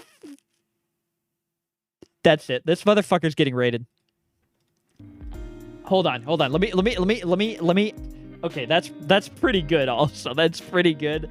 I hate that, but I love it all at the same time. Okay, let me finish the outro. Again, play any of these games are great. I love Star Wars, absolute badass games, franchise, everything. Let's take a quick moment to reflect on just a shout out canceled games. Games that were going to come out and never came out. Star Wars has a shit ton of them. Let's just take a look at just the titles, I think. Star Wars Return of the Jedi Ewok Adventure. Atari. Never came out. Proteus. That's a Greek myth. Why would that be a Star Wars game? Shadows of the Sith. Episode 7? They were going to make it... Wait. Instead of making a movie for Episode 7, they were going to make a game? What? Okay. Imperial Commando FPS. That would have been sick. That would have been a Republic Commando sequel. That would have been actually sick. Star Wars Smuggler. Cross-platform. Star Wars Jedi Knight 3? That's Jedi Academy. Jedi Knight 3 is Jedi Academy. Why? Okay. Battlefront 3? Yeah.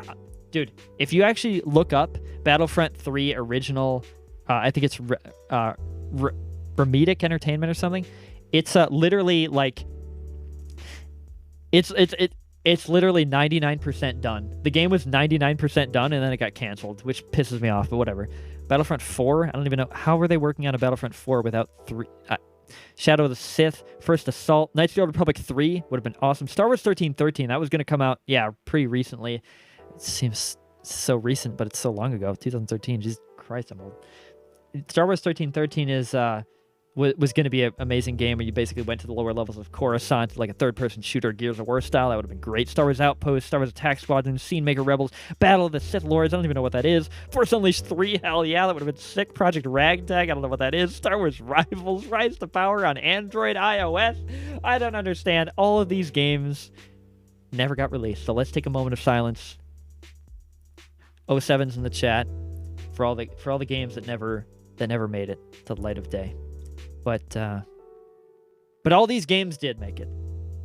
All these games did make it, and I'm glad they did, and I'm glad I was able to play them. And that one I will never play. Anyway,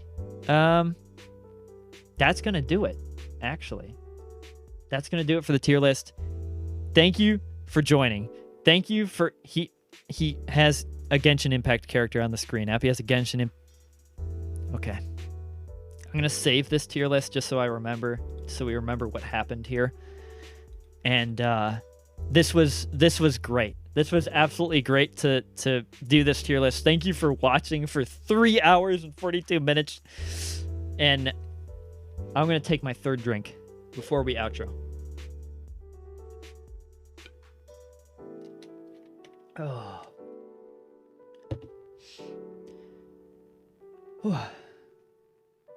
I'm gonna be playing Stray on Tuesday at 9:30 p.m. EST.